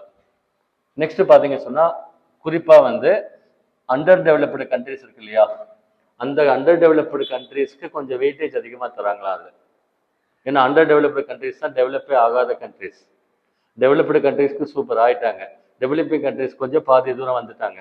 அண்டர் டெவலப்டு இந்த நேபாள், பாகிஸ்தான், பூட்டான் அந்த மாதிரி கண்ட்ரிஸ்லாம் இண்டஸ்ட்ரியலைசேஷன்ல அவ்வளோ டெவலப் ஆகாத கண்ட்ரிஸ், அதுக்கு அதிகமாக கான்சன்ட்ரேட் பண்ணணும்னு சொல்லி சொல்றாங்க. So this is all about IMF actually. Next world bank. So world பேங்க்னு பேர் எதுவும் கிடையாது, international bank for reconstruction and development, அதுக்கு வேர்ல்டு பேங்க்னு பேர் வச்சிருக்காங்க. ஐக்கிய நாடுகள் சபை, ஐஎம்எஃப், வேர்ல்டு பேங்க் எல்லாம் ஒரே டைம்ல ஆரம்பிச்சாங்க. 1945 வந்து ஆரம்பிச்சாங்க ஆக்சுவலா. இந்த வேர்ல்டு பேங்க் எப்படி கொண்டு வந்தாங்க அப்படின்னா, உலகம் வந்து வார் டைம் வேர்ல்டுல இருந்து பீஸ் டைம் வேர்ல்டு கொண்டு வந்திருக்காங்க. 1ஆம் உலக போர், 2ஆம் உலக போர் சஃபர் ஆகி ரொம்ப கஷ்டப்பட்டாங்க அந்த பீரியட்ல. எக்கனாமிக் ட்ரெண்ட் எடுத்து பாருங்க, ரொம்ப ரொம்ப பாட்டம்ல இருந்தது எல்லாமே. அப்பதான் ரியலைஸ் பண்ணிருக்காங்க எல்லாரும், இந்த மாதிரி ஏன் why to incur so huge loss அப்படின்னு சொல்லிட்டு இனிமேல் வரக்கூடாதுன்னு எல்லா அமைப்புகளையும் ஏற்படுத்திருக்கிறாங்க. ஸோ வார் டைம் வேர்ல்டை வந்து பீஸ் டைம் வேர்ல்டாக மாற்றிருக்காங்க எக்கனாமிக்கலாக. ஸோ அது வந்து ஐஎம்எஃப் உடைய சிஸ்டர் கன்சர்ன், ரெண்டும் ஒன்றா வந்ததுன்னு சொல்கிறாங்க. வேர்ல்டு பேங்க் அண்ட் ஐஎம்எஃப் ரெண்டும் ஒன்றா வந்ததுன்னு சொல்லி சொல்கிறாங்க ஆக்சுவலாக. அப்புறம் லாங் டேர்ம் ஃபினான்ஷியல் அசிஸ்டன்ஸ் கிடைச்சா நல்லா இருக்கும். பாருங்க, உங்களுக்கு வந்து உங்கள் லைஃப் சந்தோஷமா இருக்கா, இப்போ கஷ்டமா இருக்கா, சந்தோஷமா இருக்கா, ரெண்டுமே இருக்கு. பொதுவாக கேட்டால் என்ன சொல்லுவீங்களா, மொத்தமா அதை காலைல சண்டை மதியம் அதை நான் கேட்கல, ஓவரால் கேட்குறேன். பாருங்க, உங்க கையில பைசா ஓட்டம் இருந்துச்சுன்னா நீங்க சந்தோஷமா இருப்பீங்க. பண ஓட்டம், உங்க தேவைக்குரிய பண ஓட்டம், கோடி கோடியா கூட தேவையில்லை, உங்க தேவைக்கு, உங்களுடைய தேவை. ஒரு 2 வீலர் வாங்கணும், 70,000 ரூபாய் இருந்தால் 2 வீலர் வாங்கிடலாம். சுத்தமாக கூட இல்லை, 50,000 கையில் இருக்குது, 20,000 டியூ போட்டுக்கலாம், பரவாயில்ல வண்டி எடுத்துடலாம். 70,000 டியூ போடணும், தலைவலி தான், ஃபுல்லாக கட்டணும். அந்த மாதிரி சொல்கிறேன். ஸோ மணி ஃப்ளோ உங்களுக்கு பெட்டராக இருந்துச்சு அப்படின்னா முக்கால்வாசி ப்ராப்ளம் சால்வ்டு. ஆமாம் தானே? மணி ஃப்ளோ தான் மெயின் ஆக்சுவலாக. ஸோ அந்த மணி ஃப்ளோ நல்லா இருந்தால் நல்லாயிருக்கும், உங்கள் தேவைகளை பூர்த்தி செஞ்சுக்கலாம், நீங்கள் ஹாப்பியாக இருப்பீங்கன்னு சொல்ல வரேன். புதுசாக அப்பப்போ ஏதாவது சின்ன சின்ன விஷயங்களை பண்ணிக்கிட்டே இருக்கணும், அதுதான் வாழ்க்கையில் சந்தோஷமாக இருக்கும். சரியா? வீட்டில் ஒரு கிளவே இருக்குது, ஒரு வருஷமாக உட்காந்துக்குது, காலையிலே எழுது அப்படியே உட்காந்துக்குது, சாப்பிடுது, தூங்குது, இப்படியே இருக்குது. யாராவது கேர் பண்ணுறாங்களா? இந்த ஜென்ரேஷனில் யாரும் இல்லை. அதுக்கு வந்து ஒரு செல்ஃபோன் வாங்கிட்டு கொண்டு போய் புதுசாக கொடுத்தீங்க அப்படின்னா எப்படி ஏஞ்சி உட்காந்துக்கும் கிளை? ஒரு சந்தோஷமா இருக்குமா இருக்காதா? சந்தோஷமா இருக்குமா இருக்காதா? நம்ம போய் நின்னோம்னா சந்தோஷமா, அது ரெகுலரா போறது. அந்த செல்போன் கொடுத்தா என்ன ஆகும்? ஏதோ இருக்குது, பல பலன் இருக்கு, நல்லா இருக்குது, அப்படி இப்படி நோண்டிட்டு இருப்பாங்க. ஒரு வாட்ச் வாங்கி கொடுத்தா அப்படி இருக்கும், திங்ஸ் வாங்கி கொடுத்தா அப்படி இருக்கும். ஃபர்ஸ்ட் வீட்டுல வந்து ஏசியே இல்லாத வீட்டுல ஏப்ரல் மாசத்துல ஒரு ஏசி வாங்கி கொடுத்தீங்கன்னா எப்படி இருக்கும்? ஆஹா ஐயா சூப்பரா இருக்கும், குழுக்குள்ளுன்னு தூங்குவாங்க, பயங்கர வெக்கையா இருக்கும் வெயில்ல, ஏப்ரல் மேல வந்து. ஸோ இந்த மாதிரி சின்ன சின்ன விஷயங்கள் தான் சந்தோஷம். சின்ன சின்ன விஷயங்களை உங்களுக்கு நடத்திக்கிறதுக்கு உங்களுக்கு என்ன தேவை? உங்க ரிக்குவயர்மெண்ட்டை ஃபுல்ஃபில் பண்றதுக்கு தேவையான மணி ஃப்ளோ. சரியா? அதுதான் வள்ளுவர் என்ன சொல்லியிருக்கிறார்? பொருள் வந்து இவ்வுலகம் இல்லை, பொருள் இல்லாருக்கு இவ்வுலகம் இல்லைன்னு சொல்லியிருக்கிறார். அந்த பணத்தை பத்தி சொல்லுவாங்க இல்லையா, அந்த மாதிரி சொல்றாங்க. ஸோ இந்த IMF மெம்பர் ஆகணும் அப்படின்னு சொன்னா வேர்ல்டு பேங்க்ல மெம்பரா இருக்கணும், அது ஒரு நாம்ஸ் இதை வச்சிருக்கிறாங்க. ஆக்சுவலா வேர்ல்டு பேங்க் இருக்கு இல்லைங்களா, அது கூட அசோசியேட் பண்ண வேற இன்ஸ்டிடியூஷன்ஸ் என்ன இருக்கு? நிறைய இன்ஸ்டிடியூஷன்ஸ் இருக்கு. ஃபர்ஸ்ட் வந்து ஆக்சுவலாக வந்து IBRD சொல்லிட்டோம், என்னது வேர்ல்டு பேங்க். அது கூட இன்டர்நேஷனல் டெவலப்மெண்ட் அசோசியேஷன் இன்னொரு பாடி இருக்கு, இன்டர்நேஷனல் ஃபினான்ஷியல் ஆர்கனைசேஷன் அப்படி ஒரு பாடி வச்சிருக்காங்க. மல்டிலேட்டரல் இன்வெஸ்ட்மெண்ட் ஏஜென்சி மிகான்னு சொல்லுவாங்க, மல்டிலேட்டரல் இன்வெஸ்ட்மெண்ட் கேரண்டி ஏஜென்சி அப்படின்லாம் வச்சிருக்காங்க. இப்போ நிறைய கான்செப்ட்ஸ் அட்வான்ஸாக கொண்டு வந்திருக்காங்க. இந்த மிகான் இருக்கு இல்லையா, இதுல வந்து FDI ப்ரொமோட் பண்ண சொல்றாங்க, ஃபாரின் டைரக்ட் இன்வெஸ்ட்மெண்ட். ஆக்சுவலாக எந்த ஒரு நாட்டிலையும் எந்த ஒரு இண்டிவிஜுவல் லெவல்லையும் எந்த ஒரு ஃபேமிலியிலையுமே இன்வெஸ்ட்மெண்ட் அப்படிங்கிறது முக்கியம். ஆக்சுவலாக இன்வெஸ்ட்மெண்ட்ங்கிறது ஃபியூச்சருக்கான சேஃப்டி. இப்போ 1 லட்சம் ஏர்ன் பண்ணுறோம், செலவு 40,000 ரூபாய் இருக்குது, மிச்சம் 60,000 இருக்குது, 60,000 EMI போட்டு விட்டோம், லைஃப் சூப்பராக ஜாலியாக இருக்கணும் அப்படின்னா கடன்லேயே வாழ்ந்துகிட்டு இருப்போம். ஆக்சுவலாக தேவையை குறைச்சிக்கிட்டு ஒரு 20K EMI போட்டு 40K சேவ் பண்ணோம் அப்படின்னு சொன்னால் என்ன பண்ணலாம்? பெரிய விஷயங்களை செய்ய முடியும். ஒரு பிளாட் வாங்கலாம், வீடு கட்டலாம், ஒரு கார் வாங்கலாம் அப்படி சொல்லுவாங்க. ஆக்சுவலாக அதை சொல்கிறாங்க. ஆக்சுவலாக ஸோ ஃபாரின் டைரக்ட் இன்வெஸ்ட்மெண்ட்டுங்கிறது உங்கள் தேவைக்கு போக மிச்சம் இருக்கிற பணம் இல்லை அப்படின்னா அது சேமிக்கிற பணம். யாருக்கு தேவை? உங்களுக்கு ஃபியூச்சருக்கு ஒரு பேக்கப் தேவை, அதுக்காக பண்ணுறாங்க. இன்வெஸ்ட்மெண்ட் அதிகமாக இருக்கிற இடம் நல்லா இருக்கு ஆக்சுவலாக. சரியா? இதில் வந்து பார்த்தீங்கன்னா இப்போ 175+ கண்ட்ரிஸ் மிகால இருக்கு ஆக்சுவலாக. ஸோ இந்த மாதிரி நிறைய வச்சிருக்காங்க இன்டர்நேஷனல் பாடிஸ். வேர்ல்டு பேங்க் உருவாக்குனாங்கன்னு சொன்னோம் இல்லையா, இந்த வேர்ல்டு பேங்க் வந்து ஏதாவது அச்சீவ் பண்ணியிருக்கிறாங்களா? என்ன அச்சீவ் பண்ணியிருக்கிறாங்க அப்படின்னா நம்பர் ஆஃப் மெம்பர்ஸ் பாருங்க. ஆரம்பத்தில் 30 பேர் இருந்தாங்களா 1945ல, இப்போ வந்து 189 மெம்பர்ஸ் இருக்காங்க. வேர்ல்டு பேங்க்ல மெம்பர்ஸ் வந்து 189 மெம்பர்ஸ் இருக்காங்க. Grants, medium and long term loans.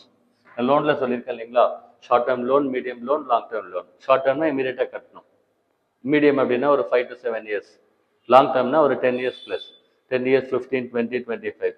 Housing loan எடுக்கிறது லாங் டேர்ம்ல போடுவாங்க. லாங் டேர்ம்ல போட்டவங்களுக்கு EMI குறையும், பட் 20 வருஷம் 30 வருஷம் கட்டிட்டு இருக்கணும். மிடில் கிளாஸ்ல அப்படிதான் போய் மாட்டிட்டு இருக்காங்க, ஹவுசிங் லோன்ல மாட்டிட்டு இருக்காங்க. ஆக்சுவலா ஒரு இன்டர்நேஷனல் டெவலப்மெண்ட் அசோசியேஷன் அப்படின்னு ஒன்று இருக்கு. ஆக்சுவலா அது வந்து பார்த்தீங்கன்னா வேர்ல்டு பேங்க்ல வந்து லோன் தர்ற விங் ஒன்று வச்சிருக்காங்க. அது ஒரு லோ ரேட் ஆஃப் இன்ட்ரெஸ்ட்ல அண்டர் டெவலப்டு கண்ட்ரீஸ்க்கு இன்டர்நேஷனல் டெவலப்மெண்ட் அசோசியேஷன் ஒரு பாடி வந்து வச்சிருக்காங்க. இந்தியாவுக்கும் வேர்ல்டு பேங்க்குக்கும் என்ன ரிலேஷன்ஷிப் இருந்திருக்கு இது வரைக்கும் அப்படின்னா, இந்த நேமை சஜஸ்ட் பண்ணது IBRD சஜஸ்ட் பண்ணது இந்தியான்னு சொல்றாங்க. சரியா? அப்புறம் உலக வங்கி வந்து இந்தியாவுக்கு பல ப்ராஜெக்ட்ஸ் ஹெல்ப் பண்ணியிருக்காங்க, large number of projects, development projects. ப்ராஜெக்ட்ஸ்ன்னு என்ன மெயின் பண்ணுறோம்? ரோடு ஃபெசிலிட்டி, ஒரு டேம் கட்டுறது, நீங்கள் பெரிய பெரிய விஷயம் பண்ணுறது. அப்புறம் ஒகேனக்கல் கூட்டு குடிநீர் திட்டம், ஒகேனக்கல் ஆற்றுல தண்ணி போகுது, கடைசி வரைக்கும் போயிட்டு என்ன பண்ணுற, கடலில் போய் கலக்குது. மங்கள இடம் எங்கே போய் கலக்குது? காவிரி ஆறு. காவிரி ஆறு எங்கே போய் கடலில் கலக்குது? எந்த இடத்துல கலக்குது? ஜியாகிரபி சொல்லி கொடுத்துருக்கோம், லெசன் அட்டன் பண்ணிக்கலான்னு தெரியல. பூம்புகார்ல போய் கலக்குது. பூம்புகார் காவிரி பூம்பட்டினம் சொல்றோம் இல்லையா, அங்க போய் கடல்ல போய் காவிரி கலக்குது. இப்ப கடல்ல போய் கலத்துறா பரவாயில்லையா? இது நல்ல தண்ணி, கடல்ல இருக்கிறது உப்பு தண்ணி, குடிக்கிறதுக்கு தண்ணி ஏற்கனவே இல்லைன்னு பத்தலன்னு பேசிட்டு இருக்கோம் இல்லையா.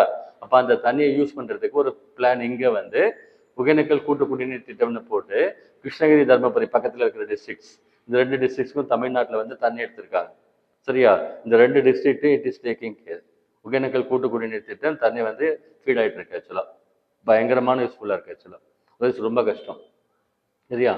ஸோ அந்த மாதிரி வந்து டெவலப்மெண்ட் ப்ராஜெக்ட்ஸ் வந்து லோன் தராங்க. அவங்க வந்து இந்தியாவுக்கு நிறைய சஜஸ்ட் பண்ணியிருக்காங்க. ஆக்சுவலா ஒரு 1980 வந்து சைனா வந்து வேர்ல்டு பேங்க்ல மெம்பரா வந்துச்சு.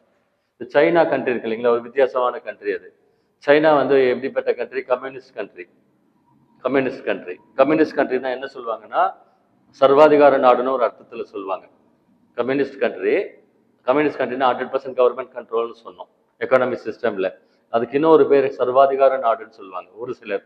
ஆனா ஒரு சிலர் என்ன சொல்லுவாங்க, இன்னும் சர்வாதிகார நாடுன்னு அர்த்தம் இல்லை, ஒரே ஒரு தலைமையில இருந்து பல விஷயங்களை செய்யறாங்க. அவங்க கான்செப்ட் இஸ் ஓகே. ஒரே ஆள் டிக்டேட் பண்ணாலும் எல்லாம் நல்லா தான் கொண்டு வந்திருக்காங்க. எல்லாம் நல்லா இருக்கணும் தானே கான்செப்ட். அது கம்யூனிஸ்ட் வந்து பாசிட்டிவ் கான்செப்ட் தான். அது ஒரே பவர்ஃபுல்லா ஒரே இடத்துல வச்சிருந்தா சர்வாதிகார நாடுலாம் சொல்லுவாங்க. அந்த மாதிரி சொல்றாங்க. அந்த கண்ட்ரி வந்து ஒரு ரெஸ்ட்ரிக்டட் கண்ட்ரி.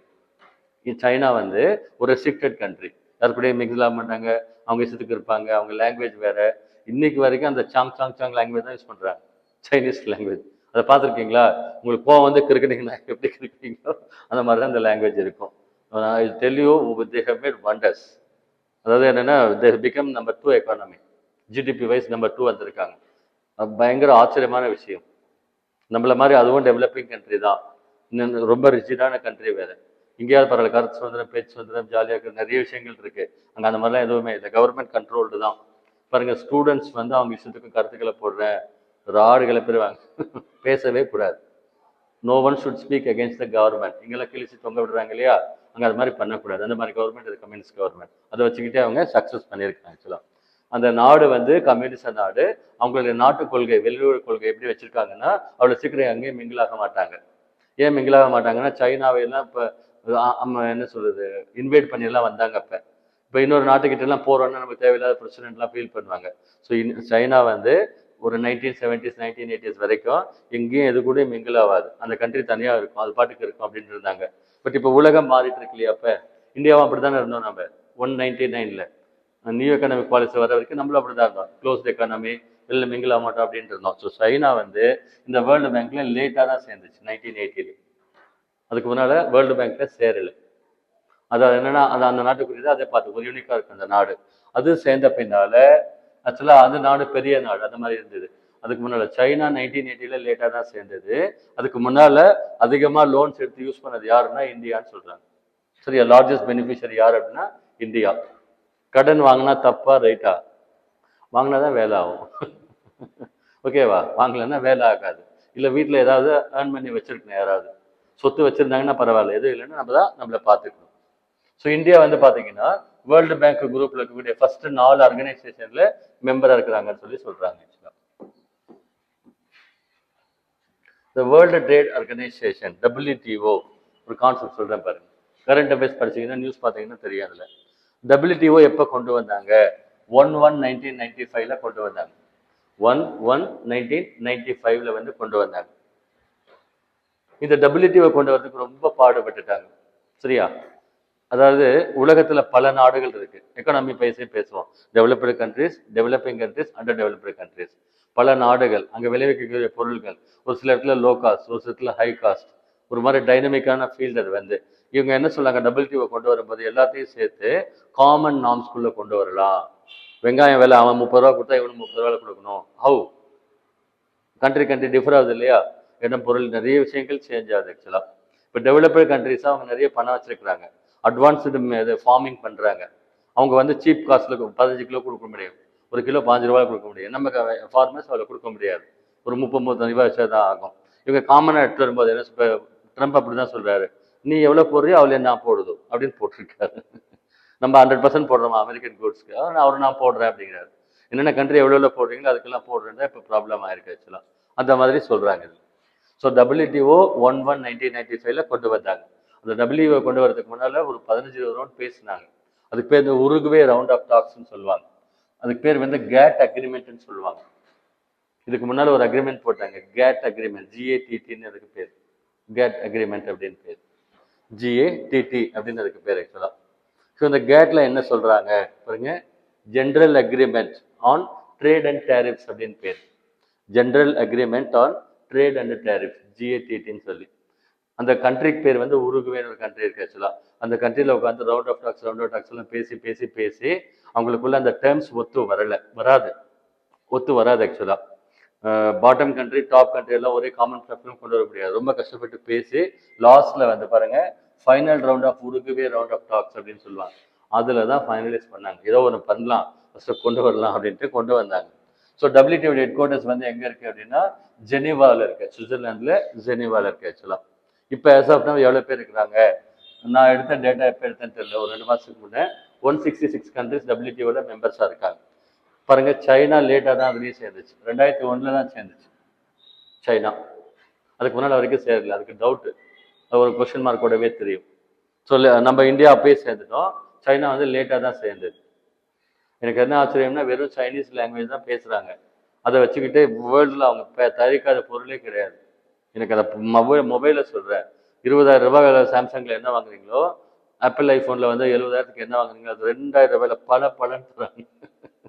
மொபைல் பயங்கர சூப்பராக இருக்குது. அந்த இது வெளியெல்லாம் வந்து அந்த ஸ்பீக்கர் வச்சுருப்பாங்கல்ல, கோன் ஸ்பீக்கர் திருவிழாவெல்லாம் வைப்பாங்கல்ல, அதை விட சூப்பரான ஸ்பீக்கர் உள்ள வச்சுருக்காங்க.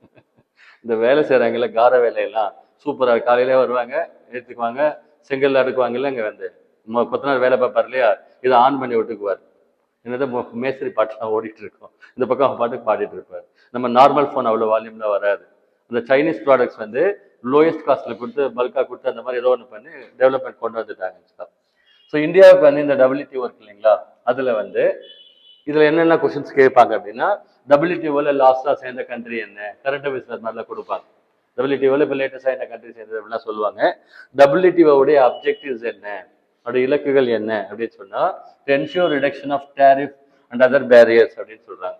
ஒரு நாடு இன்னொரு நாட்டுக்குள்ளே போய் பொருளை இறக்குது இல்லையா, இறக்குமதி பண்ணுறாங்க இல்லையா, அப்போ வந்து நிறைய நாடுகள் வந்து அவங்க கண்ட்ரி ஆளுங்க சஃபர் ஆகக்கூடாதுன்னு சொல்லிட்டு, ஓகேங்களா, இவ்வளோ இம்போர்ட் பண்ணி வராங்கல்ல, அவங்களுக்கு அதிகமான டேக்ஸ் போடுவாங்க.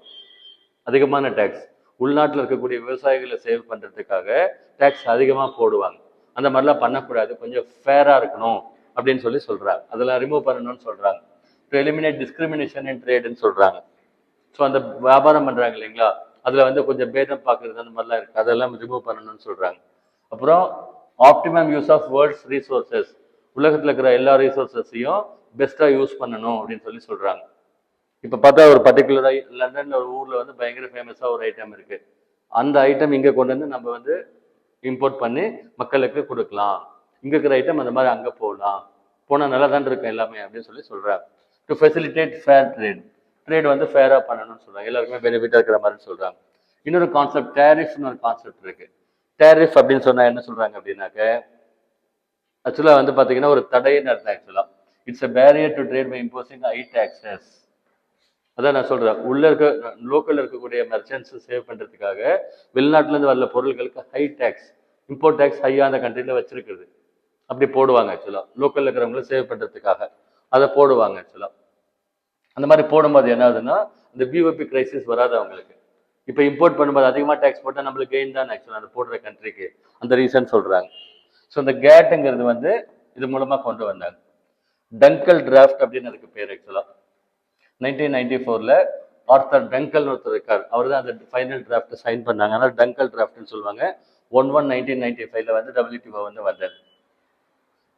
இந்த GATT or WTO primary interest, primary objective என்ன, to ensure smooth international trade, fair trade அப்படின்னு சொல்லி சொல்கிறாங்க. வர்த்தகம் வந்து சரியாக நடக்கணும் அப்படின்னு சொல்லி சொல்கிறாங்க.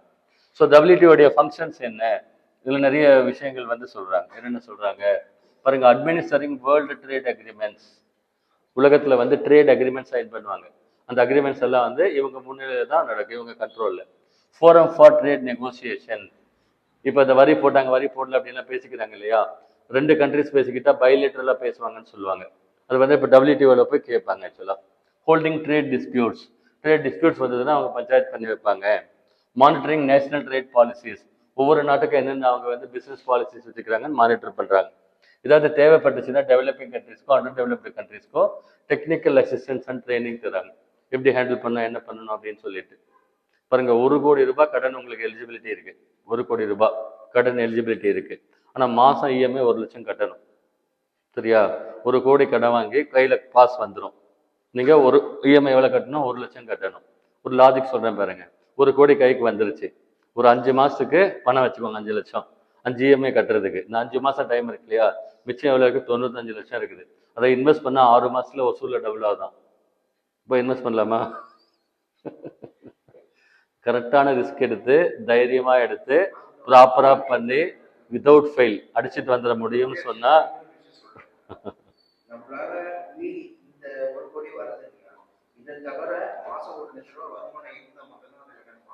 அதான் அப்படி அவர் சொல்றாரு. அவர் சேஃபா மிடில் கிளாஸ் பீப்புள் சொல்ற மாதிரி அவர் சொல்றாரு. நான் ஒரு எக்ஸ்ட்ராடனரியா சொல்றேன், ஒரு சும்மா தியரட்டிக்கலா சொல்றேன். ஒருத்தன் சப்போஸ் அப்படி தைரியமா தலையை அடகு வச்சு 95 lakhs இன்வெஸ்ட் பண்றான், லேண்ட்ல இன்வெஸ்ட் பண்றான். எனக்கு தெரிஞ்சு 6 months சொல்றாங்க. 6 months கொடுங்க, 1 year வச்சுக்கோங்க, டபுள் ஆயிடுது. அப்போ உங்களுக்கு அந்த கடன் வந்து இப்போ அடைச்சிட்டு மிச்சம் கையில் எவ்வளோ நிற்குது? 70 லட்சம் நிற்கும். ஓகேவா? இது பண்ண முடியுமா? நிறைய பேர் பண்றாங்க ஒசூர்ல. ரிஸ்க் தான், ரிஸ்க் எடுத்து தான் வேலை. உட்காந்த இடத்துல என்ன வேலை ஆக போகுது? அப்போ அந்த 70 lakhs ஒரு ரவுண்டு நம்மளே பார்த்துட்டோம். இப்போ அந்த 70 lakhs இன்வெஸ்ட் பண்றோம், 1.5 வருஷத்துல டபுள் ஆகுது, 1.5 crores. அடுத்த 1.5 வருஷத்துல எவ்வளோ ஆச்சு? 3 crores. அதுக்கு அடுத்த 1.5 வருஷத்துல எவ்வளோ ஆச்சு? ஒரு படத்துல சொல்லுவான், கோடி கோடி கோடியா போயிட்டு இருக்குன்னு சொல்லுவாங்க. அந்த மாதிரி யூஸ்வலாக யாரும் ரிஸ்க் எடுக்கிறது இல்லை. விஷயம் தெரிஞ்சவங்க தைரியமா ரிஸ்க் எடுப்பாங்க. ரிஸ்க் எடுத்தவங்க சக்சஸ் பண்றாங்க.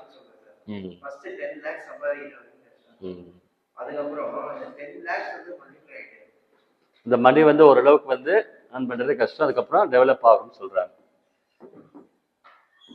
பாருங்க, கோல்டு ரேட் நேற்று கிராஸ் ஆயிடுச்சு, கேள்விப்பட்டீங்களா?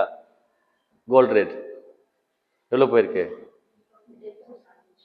ஐ திங்க் 10,140, 10,140 நேற்று. இன்னும் ஏறுன்னு சொல்றாங்க. 14,000 15,000 போகும்னு சொல்றாங்க. போன வாரத்துக்கு இந்த வாரம் 1000 ரூபாய் ஏறி இருக்கு. யாராவது 100 சவரன்லாம் போடுவாங்கன்னு சொல்லுவாங்க இல்லையா? 100 சவரன் வச்சிருந்தா 1 கோடி வேல்யூ. கோல்டு வச்சிருந்தாங்கன்னா 1 கோடி. ஒரு நிறைய பேர் வந்து வச்சிருக்காங்க கோல்டுல.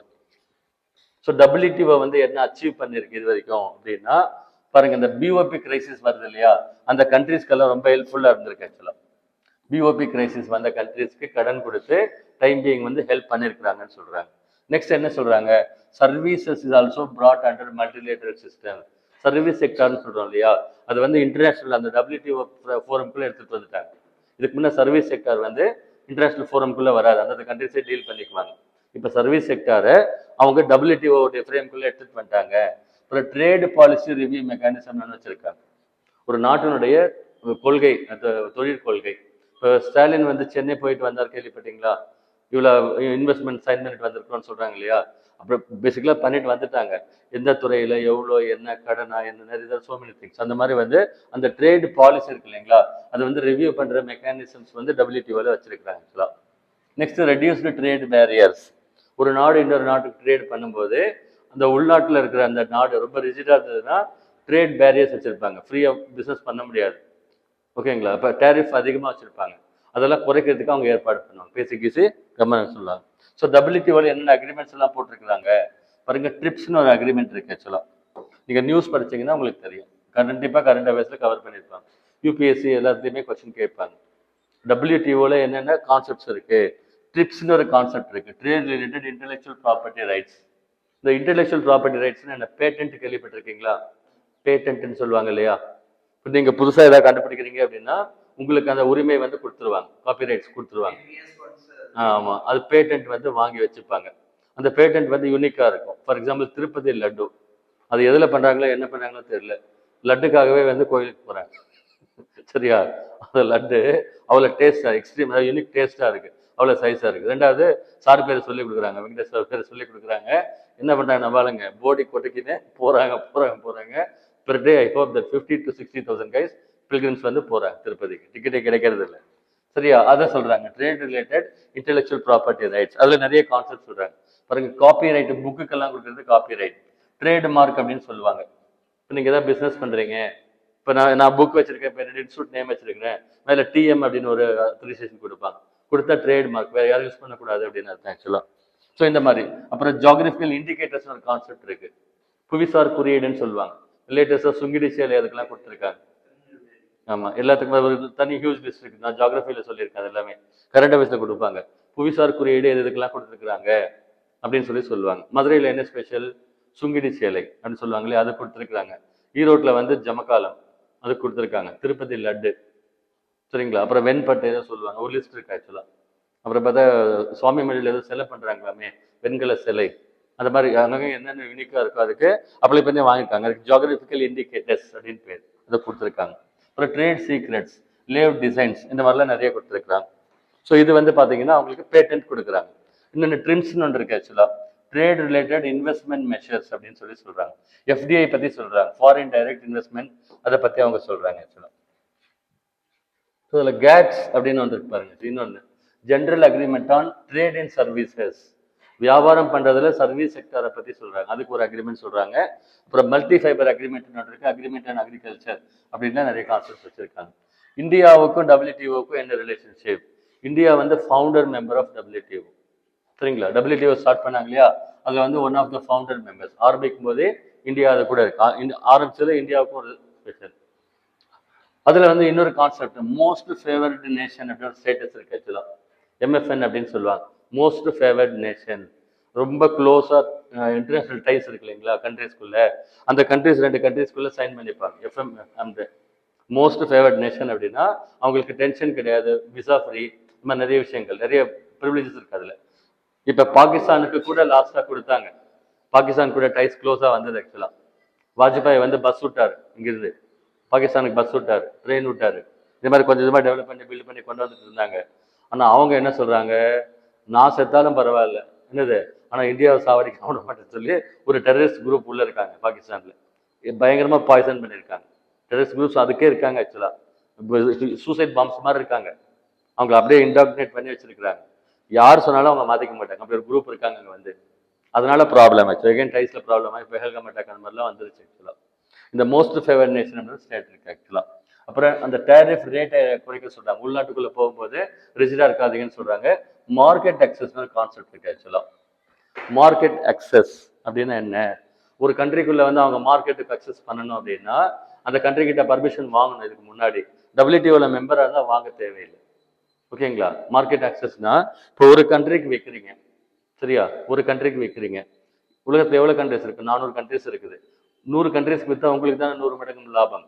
அதனால அந்த மார்க்கெட் அக்சஸ் வந்து டபிள்யூடிஓ மூலமா வந்து ப்ராடா கிடைக்குதுன்னு சொல்றாங்க. நேற்று கூட சொன்னாங்க, டேரிஃப் வந்து ப்ராப்ளம் பண்ணிட்டு இருக்காருல்ல ட்ரம்ப் வந்து, அவரு சொல்றது நீ எவ்வளவு போறியா நான் எவ்வளவு போறேன்னு சொல்றாங்க. அவருக்கு பல்லு இருக்குது, நம்மளுக்கு பல்லு இல்லை. மீன்ஸ் அவங்க டெவலப்டு கண்ட்ரி, நம்ம டெவலப்பிங் கண்ட்ரி, நேருக்கு நேரெல்லாம் பேசக்கூடாது அப்படின்னு சொல்றாங்க. இப்போ இந்தியாவை இப்படி ப்ராப்ளம் பண்ணிக்கிட்டார் இல்லையா, கொக்கோ கோலா அமெரிக்கன் ப்ராடக்ட்ஸ் எல்லாம் வாங்காதீங்கன்னு சொல்றாங்க, சரிங்களா? அதே மாதிரி நான் சொன்னேன் லார்ஜஸ்ட் பையர்ஸ் மார்க்கெட் இந்த வேர்ல்டு வந்து இந்தியா, அதை பேஸ் பண்ணி தான் நான் 5 வருஷத்துல இந்தியா எங்கேயோ இருக்குன்னு சொல்றாங்க. பையர்ஸ் மார்க்கெட்னா என்ன சொல்றாரு, நான் ப்ராடக்ட்ஸ் வந்து சேல் ஆகிடும், எல்லாமே கன்சியூம் ஆகிடும், அந்த மாதிரி அது ப்ராப்ளம் வச்சுக்காதீங்கன்னு சொல்றாங்க. அப்புறம் அட்வான்ஸ்டு டெக்னாலஜி சீப் காஸ்ட்ல கிடைக்குதுன்னு சொல்றாங்க. அட்வான்ஸ்டு டெக்னாலஜி, இப்போ ஆப்பிள் ஐஃபோன் இருக்கு இல்லைங்களா, அதுக்கும் மற்ற ஃபோனுக்கு என்ன டிஃபரன்ஸ் சொல்றீங்க?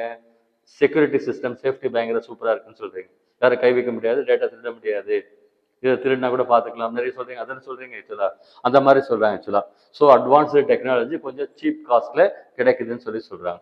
ஸோ இந்தியா வந்து பாத்தீங்கன்னா இந்த இதுல வந்து டபிள்யூடிஓல நிறைய இஷ்யூஸ் இருக்கு இல்லையா, அதெல்லாம் டிஸ்கஸ் பண்ணி தெரிஞ்சுக்கிறாங்கன்னு சொல்றாங்க. இந்தியாவுக்கும் டபிள்யூடிஓக்கும் இஷ்யூஸ் இருக்கு என்னன்னு சொல்றாங்க. இந்த டபிள்யூடிஓல நிறைய பாடிஸ் இருக்கு, world trade organisation head quarters Geneva 1195 வந்துச்சுன்னு சொன்னேன் இல்லைங்களா. நிறைய பாடிஸ், அமைப்புகள், அதிகாரிகள்லாம் இருக்கிறாங்க. அதுல ஒன்று இம்பார்ட்டன்டான ஒன்று டபிள்யூடிஓ மினிஸ்டரியல் மீட்டிங்னு சொல்லுவாங்க. அந்த டபிள்யூடிஓலயே வந்து ரொம்ப வேல்யூபிளான பைண்டிங்கான ஒரு இன்ஸ்டிடியூஷன் வந்து டபிள்யூடிஓ மினிஸ்டரியல் மீட்டிங் அப்படின்னு சொல்லுவாங்க.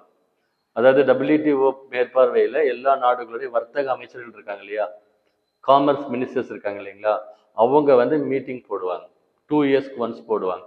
அந்த மீட்டிங் ரொம்ப ரொம்ப இம்பார்ட்டன்ட்.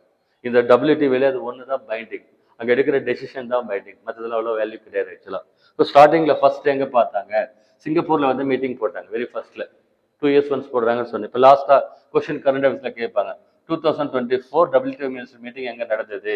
அபுதாபியில் வந்து நடந்தது. மெயின்ஸ் லெவல் போனீங்கன்னா மீட்டிங்ல என்ன டிஸ்கஸ் பண்ணாங்க, என்ன இஷ்யூ இந்தியாவுக்கு அக்செப்ட் பண்ணாங்களா, அந்த மாதிரிலாம் கேட்பாங்க மெயின்ஸ்ல வந்து. இப்போ அடுத்த 2 கொஸ்டின் கேட்பாங்க ப்ரிலிம்ஸ்ல. 2024 அசாம் நடந்தது, எங்க நடந்ததுன்னு கேட்பாங்க, என்ன தீம், அந்த மாதிரிலாம் கேட்பாங்க. அடுத்து எங்க நடக்க போகுதுன்னு கேட்பாங்க. 2026ல கேமரூன் ஐலண்ட்ஸ்னு ஒன்று இருக்கு ஆக்சுவலா, கேமரூன் ஒரு கண்ட்ரி இருக்கு, சவுத் ஆப்பிரிக்காவில் இருக்கு அந்த கண்ட்ரி, அங்க நடக்க போகுது ஆக்சுவலா. ஸோ இது வந்து ஆக்சுவலா டபிள்யூடிஓ மினிஸ்டரியல் மீட்டிங் அப்படின்னு சொல்றாங்க. ஸோ இந்தியாவுக்கும் டபிள்யூடிஓவுக்கும் என்ன இஷ்யூஸ் இருக்கு, இந்தியாவுக்கும் டபிள்யூடிஓக்கும் என்ன இஷ்யூஸ் இருக்கு அப்படின்னா, இந்தியாவில் வந்து அந்த ஃபார்ம் சப்சைடிஸ்னு ஒரு கான்செப்ட் சொல்றாங்க. ஃபார்ம் சப்சைடிஸ். அமெரிக்காவில் இருக்கக்கூடிய விவசாயிகளுக்கு விவசாயம் பண்றாங்க இல்லையா, அவங்களுக்கு கவர்மெண்ட்ல இருந்து மானியம் தராங்க, ஸ்பெஷல் இன்சென்டிவ் தராங்க, காசு கொடுக்குறாங்க நல்லா. ஓகேங்களா? அதனால அவங்களுக்கு பெயின் இல்லை, பல்கா ப்ரொடியூஸ் பண்றாங்க. ப்ரொடியூஸ் பண்ணி பயங்கரமா டெவலப் பண்ணி காமன் மார்க்கெட்ல இன்டர்நேஷனல் லெவலில் கொண்டு வந்து விற்கிறாங்க. இப்போ நம்ம வியாபாரியும் வந்து இங்க வந்து பிசினஸ் பண்றான், இங்க இருக்கிற விவசாயம் ப்ரொடியூஸ் பண்றான், அமெரிக்கா கூடிய விவசாயம் ப்ரொடியூஸ் பண்றான். ஆனா அவனுக்கு கவர்மெண்ட்ல அங்கே சப்போர்ட் பண்றாங்க ஹெவியா. மானியம்னா என்ன சொன்ன, சப்சைடிஸ்ன்னு சொன்னோம் இல்லையா, பல்கா அமௌண்ட் கொடுத்து அவங்களுக்கு பாத்துக்கிறாங்க. அவங்களால பெட்டரா கொடுக்க முடியும், நம்ம பெட்டரா கொடுக்க முடியாது. ரெண்டு பக்கம் டிஸ்அட்வான்டேஜ் நம்மளுக்கு. அவங்களுக்கு ரெண்டு, ஆனா காமனா இண்டஸ்ட்ரியல் மார்க்கெட்ல இந்த ப்ராடக்ட் வந்து காமனா போகும்போது யாருக்கு கஷ்டம்னா நம்மளுக்கு கஷ்டம், அவங்களுக்கு ஈஸியா இருக்கும். அது வந்து ஒரு இஷ்யூ இருக்கு ஆக்சுவலா. டெவலப்டு கண்ட்ரீஸ்ல அந்த கண்ட்ரீஸ் கொடுக்கக்கூடிய ஃபார்ம் சப்சைடிஸ் ஞாபகம் வச்சுக்கோங்க.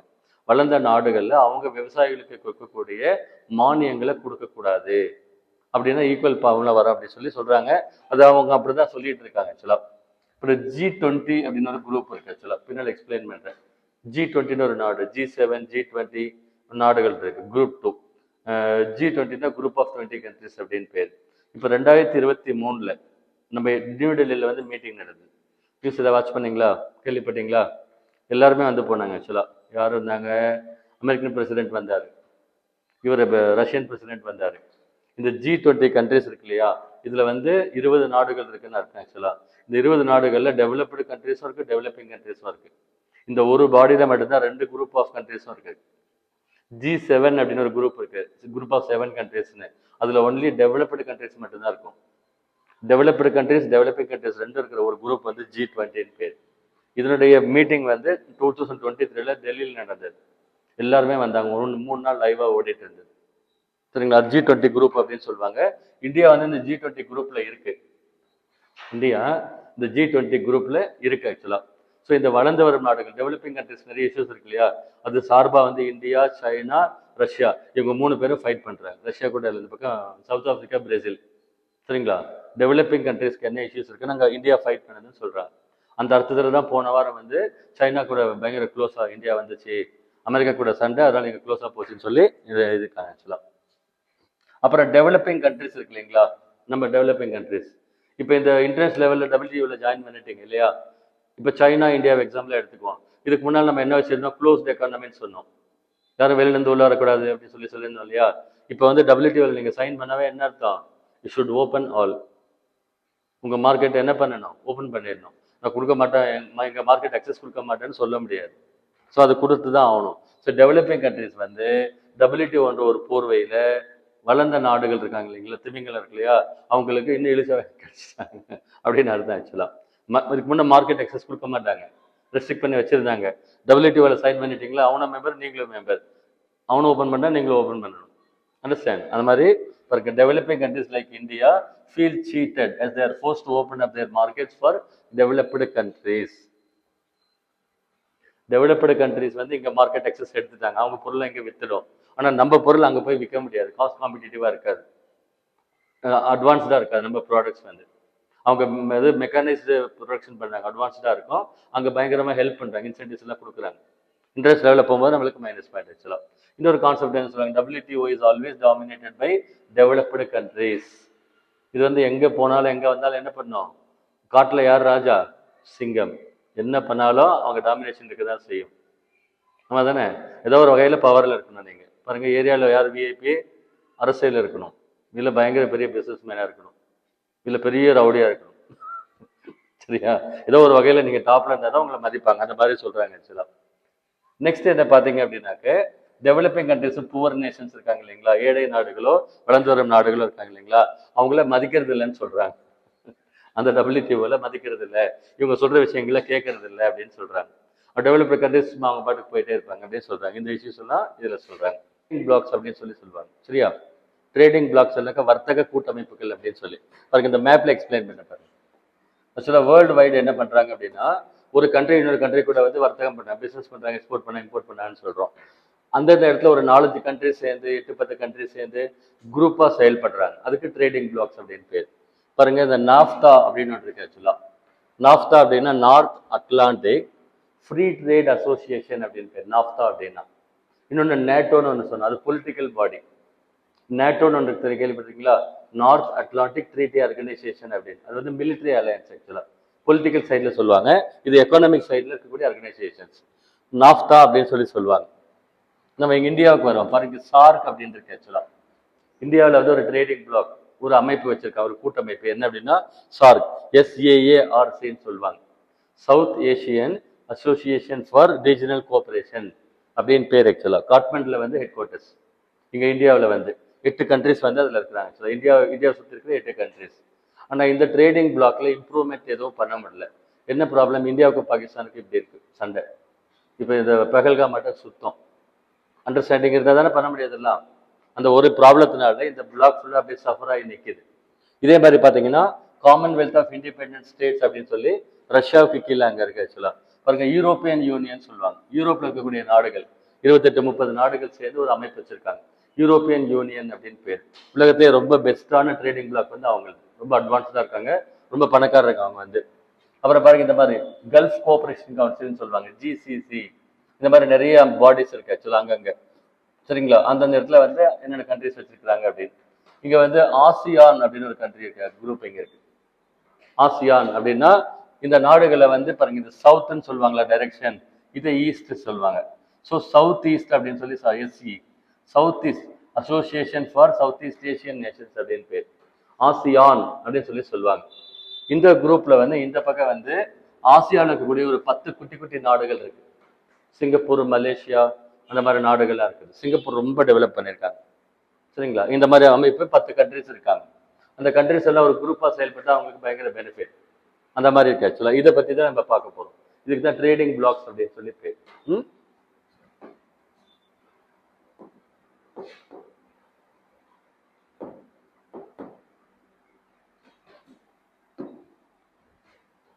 இந்த ட்ரேடிங் பிளாக்ஸ்ல என்னென்ன கான்செப்ட் சொல்றாங்க பாருங்க. ட்ரேடிங் பிளாக்ஸ் அதுல என்ன சொல்றாங்க அப்படின்னா, இன்டகிரேஷன் ஆஃப் எக்கானமிஸ் அப்படின்னு சொல்றாங்க. 4-5 நாட்டுடைய எக்கானமிஸ் ஒன்னா செயல்படுறதுக்கு பேர் வந்து ட்ரேடிங் பிளாக்ஸ், வர்த்தக கூட்டமைப்புன்னு சொல்றாங்க. எதுக்காக அப்படி பண்றாங்க அப்படின்னா 2 ரீசன் சொல்றாங்க. To avoid unnecessary competition. ஒன்றும் இல்லை, ஒரு சைக்கலாஜிக்கலாக சொல்கிறேன். இப்போ கிளாஸில் வரைக்கும் காலையில் உட்காருறீங்க, ஒருத்தர் பிடிச்சிருக்கு, எப்படி போய் உட்காருவீங்க? அட்டாச்சாக உட்காருவீங்க, சந்தோஷமாக பேசுவீங்க, மனசில் எந்த டென்ஷனும் கிடையாது, ஜாலியாக பேசிட்டு இருப்பீங்களா இல்லையா? ஒருத்தரை பிடிக்கல, அங்கேருந்து வரும்போதே சரி உள்ளுக்குள்ளேயே தேல் ஓடுற மாதிரி இருக்கும். எப்படி இருக்கும்? பாடி லாங்குவேஜ் வந்து தேர் ஓடுற மாதிரி இருக்கும். அப்புறம் இங்கே வந்தால் என்ன பண்ணுவோம்? 25 கிலோமீட்டர் தள்ளி ஷேர் போடுவோம், அப்புறம் மூஞ்ச பார்க்க இப்படி உட்காந்துட்டு இருப்போம். இங்கேயே பிசிக்கலி மென்டலி பிளாக் ஆகிடும். இது பாசிட்டிவ் நெகட்டிவ்னு சொல்லுவாங்கல்ல, அதே மாதிரி இங்க சொல்றாங்க, டு அவாய்ட் அன்னெசரி காம்படிஷன் அப்படின்னு சொல்றாங்க. இப்போ ஃப்ரெண்ட்லியா இருந்தீங்கன்னா அவர் சொல்றாரு, நான் இன்னைக்கு வந்து ஒரு 25 crores பிசினஸ் பண்ணேன், நான் ஒரு 25 crores பிசினஸ் பண்ணேன், வெரி குட் சூப்பர் போயிடுவாங்க இல்லையா? நீங்க பிசினஸ் பண்றீங்க, மறைச்சு பண்றீங்க, நம்மளோட பெருசா பண்ணிட்டான்டா, நம்ம விடக்கூடாதுடா, நம்மளும் பண்ணிட்டா அப்படின்ட்டு நெகட்டிவிட்டிஸ் கிரியேட் பண்ணணும்னு சொல்றாங்க. அதை அவாய்ட் பண்ணலாம். இன்னொன்று வந்து ரொட்டீன் ப்ராசஸ் ரிலேட்டடான ஆக்டிவிட்டிஸ். இப்போ இங்கிருந்த பொருள் வந்து இப்போ பக்கத்து நாட்டுக்கு போகுது, அவங்க எல்லா ப்ராசஸும் ஃபாலோ பண்ணும். செக் போஸ்ட் வச்சிருக்கணும், ஆள் இருக்கணும், டாக்குமெண்டேஷன், கிளியரன்ஸ் பார்க்கணும். அதே மாதிரி அந்த நாட்டு பொருள் இங்கே வந்தால் பார்க்கணும். ரெண்டுமே ரொட்டீன் ஒர்க் ஆக்சுவலாக. இப்போ பேப்பர் ஒர்க் எல்லாம் எடுத்துட்டாங்க இல்லைங்களா? கொஞ்சம் யோசிச்சு பாருங்க. டிஎன்பிஎஸ்சி எக்ஸாம் ஆன்லைன் பண்ணிட்டாங்க இல்லையா? ஆஃப்லைன் பண்ணி என்ன பண்ணியிருப்பாங்க? எடுத்து கிறுக்கி அப்பி எழுதி போட்டு அங்கே போய் குவிஞ்சு அப்ளிகேஷன் காணாமல் போய் அவன் எழுதுனது புரியாம இதெல்லாம் நடந்ததா இல்லையா அதுக்கு முன்னால? இப்போ ஆன்லைனில் கரெக்டாக இருக்கு இல்லையான்னு கேட்குறேன், நான் பெட்டராக இருக்கான்னு கேட்குறேன். பெட்டராக இருக்கு. அதே மாதிரி டேக்ஸ் கம்ப்ளைண்ட்ஸும் ஆன்லைன் பண்ணிட்டாங்க. இப்போ முன்ன வந்து மேனுவலாக எல்லாம் அனுப்போம், இப்போ ஃபுல்லாக பேப்பராக குவியும். ஸோ பெட்டர்மெண்ட் இருக்குன்னு சொல்கிறேன். ரொட்டீன் ஒர்க் அவாய்ட் பண்ணலாம், அதுக்காக பண்ணியிருக்கிறாங்க.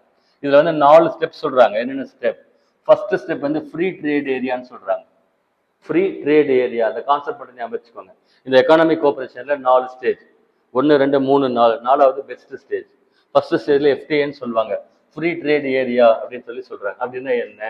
2 கண்ட்ரிஸ்குள்ள வந்து ட்ரேட் வேரியஸ் எதுவுமே இல்லாமல் ஸ்மூத்தாக ரன் பண்ணுறது, அதுக்கு ஃப்ரீ ட்ரேட் ஏரியான்னு பேர். FTA அப்படின்னு சொல்லி சொல்லுவாங்க. இங்கே நம்மளுக்கு வந்து சார்க் மாநாடு இருக்கு இல்லையா, அதில் வந்து சைன் பண்ணியிருக்காங்க. சவுத் ஏஷியன் FTAன்னு சொல்லுவாங்க, சாஃப்டான்னு சொல்லுவாங்க. இப்போ நாஃப்டான்னு பார்த்தோம் இல்லையா மேப்பில், நார்த் அட்லாண்டிக் ஆக்சுவலாக ஃப்ரீ ட்ரேட் அசோசியேஷன், அங்கே சைன் பண்ணியிருக்காங்க. அந்த மாதிரி இங்கே சைன். ஃபர்ஸ்ட் ஸ்டெப் அந்த எக்கனாமிக் இன்டெகிரேஷனில் ஃபர்ஸ்ட் ஸ்டெப் வந்து FTAன்னு சொல்லி சொல்லுவாங்க. 2வது வந்து கஸ்டம்ஸ் யூனியன் அப்படின்னு எனக்கு பேர். Customs union. அதில் என்ன சொல்கிறாங்க, எஃப்டிஏ ஸ்டேட்டஸும் இருக்கும், ப்ளஸ் வந்து நோ டேரிஃப் அமங் மெம்பர்ஸ். அந்த குரூப்பில் இருக்கிற மெம்பர்ஸ் வந்து இவங்க அவங்களுக்கு டேக்ஸ் போட மாட்டாங்க, அவங்க இவங்களுக்கு வரிகள் எக்ஸ்ட்ரா போடுறது அந்த மாதிரி போட மாட்டாங்க. டேரிஃப்னா ஒரு வரின்னு சொல்லுவாங்க, அந்த மாதிரி இருக்காது ஆக்சுவலாக. எக்ஸாம்பிள் என்ன, கஸ்டம்ஸ் யூனியனில் பெனிலுக்ஸ் அப்படின்னு ஒரு குரூப் இருக்கு ஆக்சுவலாக. என்னென்ன அந்த குரூப்பில் என்ன இருக்குது, பெல்ஜியம், நெதர்லாண்ட்ஸ், லக்சம்பர்க், இந்த 3 கண்ட்ரிஸ் அதில் இருக்கிறாங்க. இது வந்து ரெண்டாவது. இப்போ ஃபர்ஸ்ட் லெவல் மூவ் ஆனால் தான் ரெண்டாவது லெவல் போக முடியும். நம்மளுக்கு இப்போ இந்தியாவில் வந்து அந்த சாஃப்டாவோட நிற்குது இந்தியா பாகிஸ்தான் ப்ராப்ளத்தினால. மூணாவது காமன் மார்க்கெட் அப்படின்னு சொல்லி சொல்கிறாங்க. காமன் மார்க்கெட், காமன் மார்க்கெட்னா என்ன அர்த்தம், இப்போ சார்க்கே எடுத்துக்குவோம், 8 கண்ட்ரிஸ் இருக்கு. இந்தியாவை சுற்றி இருக்கக்கூடிய 7 கண்ட்ரிஸ் மொத்தம். சார்க் அமைப்பில் மொத்தம் 8 கண்ட்ரிஸ் இருக்கு ஆக்சுவலாக. இந்தியாவுடைய அண்டை நாடுகள்னு சொல்லுவாங்க, சார்க், சவுத் ஏஷியான்னு சொல்லி சொல்லுவாங்க. இந்த 8 நாடுகளுக்கும் மார்க்கெட் இருக்கு. இப்போ பாகிஸ்தான், நேபாள் அங்கிறவங்களுக்கு இங்கேருந்து காய்கறி மார்க்கெட்லாம் இருக்கு இல்லையா, அங்கே இந்த காமன் மார்க்கெட்டில் என்ன பண்ணுறாங்க அப்படின்னா ஒப்பந்தம் போட்டுக்கிட்டு எல்லாம் ஃப்ரீ பண்ணிடுவாங்க. 8 கண்ட்ரிஸ் சேர்ந்து ஒரே கண்ட்ரி மாதிரி எல்லாம். ஓகேங்களா, நோ ட்ரேட் பேரியர்ஸ், அங்கே செக்கிங் இங்கே செக்கிங் அது இது எதுவுமே கிடையாது. ஃப்ரீ மூவ்மெண்ட் ஆஃப் குட்ஸ் அப்படின்னு சொல்லுவாங்க. அதுக்கு பேர் காமன் மார்க்கெட். பாருங்க, duty free trade, free movement of labour and கேபிட்டல்னு சொல்றாங்க. இங்க இந்த மெஷின்ஸ் வாங்குறாங்க விற்கிறாங்க, ஜஸ்ட் லைக் தான் எடுத்துட்டு போகலாம். இப்போ எப்படி இருக்குது, இன்னொரு கண்ட்ரி பார்டருக்கு என்டர் ஆகணும், கிளியரன்ஸ் கொடுக்கணும், டாக்குமெண்ட் கொடுக்கணும், இமிகிரேஷன் சொல்லுவாங்க இல்லையா, ஏகப்பட்ட ஹெடேக்ஸ் ஆக்சுவலா. பிசினஸ்ல இன்னும் சூப்பர், ப்ராஜெக்ட் இம்ப்ளிமெண்டேஷன், சர்டிஃபிகேஷன், அப்படி நிறைய டாக்குமெண்ட்ஸ் இருக்கும். இது பண்ணா ஒர்க் லோடு வந்து அன்னசரியா குறையும் எல்லாருக்கும். அதுக்கு காமன் மார்க்கெட் அப்படின்னு பேர். எங்க வச்சிருக்காங்க அப்படின்னா யூரோப்பியன் காமன் மார்க்கெட். உலகத்திலே ஒரே ஒரு ட்ரேடிங் பிளாக் மட்டும் தான் அந்த ஸ்டேஜ் போயிருக்காங்க, அந்த யூரோப்பியன் யூனியன்ல வச்சிருக்காங்க. அந்த 27 கண்ட்ரிஸ்க்கும் காமன் மார்க்கெட் எஸ்டாப்ளிஷ் பண்ணி வச்சிருக்காங்க. நெக்ஸ்ட் ஸ்டேஜ் வந்து எக்கானமிக் யூனியன் அப்படின்னு சொல்லுவாங்க. எக்கானமிக் யூனியன், அதாவது காமன் மார்க்கெட் வித் வந்து கஸ்டம்ஸ் யூனியன் சொல்றாங்க. எந்த கண்ட்ரியுமே ஒரு நாட்டுல இன்னொரு நாட்டுக்கு போகும்போது அந்த கஸ்டம்ஸ் டியூட்டி கட்டணும்னு சொன்னோம் இல்லையா, சென்ட்ரல் எக்ஸைஸ்னா லோக்கல்ல கட்டுறது, இறக்குமதி பண்ணும்போது கட்டுறது கஸ்டம்ஸ் செக் பண்றாங்கன்னு சொல்றாங்க இல்லையா, அதை வச்சிருக்கிறாங்க. இதுல கஸ்டம்ஸும் யூனியன் பண்றாங்க. அதுவும் அந்த விஷயத்தையும் எடுத்துடுறாங்க. இறக்குமதி செக்கிங் எல்லாம் எதுவும் இல்லை. ஓகேங்களா, அந்த அளவுக்கு வந்து அண்டர்ஸ்டாண்டிங். ஸோ 4th ஸ்டேஜ் இது. இது உலகத்தில் எங்கே வச்சிருக்கிறாங்கன்னா European economic union. So Europe மட்டும்தான் அந்த ஹையஸ்ட் ஸ்டேஜ் லெவலுக்கு போயிருக்காங்க. ஏன்னா அந்த யூரோப்பில் இருக்கிற கண்ட்ரிஸ்லாம் ஒரே மாதிரி இருப்பாங்க எல்லாம். யூரோப்பில் இருக்கிற எல்லாம் டெவலப்டு, அட்வான்ஸ்டு, கல்ச்சர், லாங்குவேஜ் நம்மலாம் ஒரே மாதிரி இருக்காங்க, அந்த மாதிரி பண்ணியிருக்காங்க. ஸோ இன்டர்நேஷனல் ட்ரேடிங் பிளாக்ஸ் அப்படின்னு ஒரு கான்செப்ட் சொல்கிறேன் பாருங்க. இப்போ ஏதாவது கொஸ்டின் கேட்டால் கேட்பாங்க, எப்படி கேட்பாங்கன்னு தெரியல. ஆக்சுவலாக பாருங்க, என்ன அமைப்பு, எங்கே ஹெட் குவார்ட்டர்ஸ், அதில் எவ்வளோ நம்பர் ஆஃப் கண்ட்ரிஸ் இருக்கு அப்படின்னு சொல்லி எழுதியிருக்கு. கீழே ஒவ்வொரு குரூப்பும் எக்ஸ்பிளைன் பண்ணியிருக்கு. ஒவ்வொன்றா சொல்ல பாருங்க. ஃபர்ஸ்ட் வந்து சார்க். பாருங்க, சார்க் ஃபர்ஸ்ட் பாடி வந்து south Asian association for regional cooperation அப்படின்னு இருக்கு பேர். இந்தியா சுற்றி இருக்கக்கூடிய 7 கண்ட்ரிஸ்.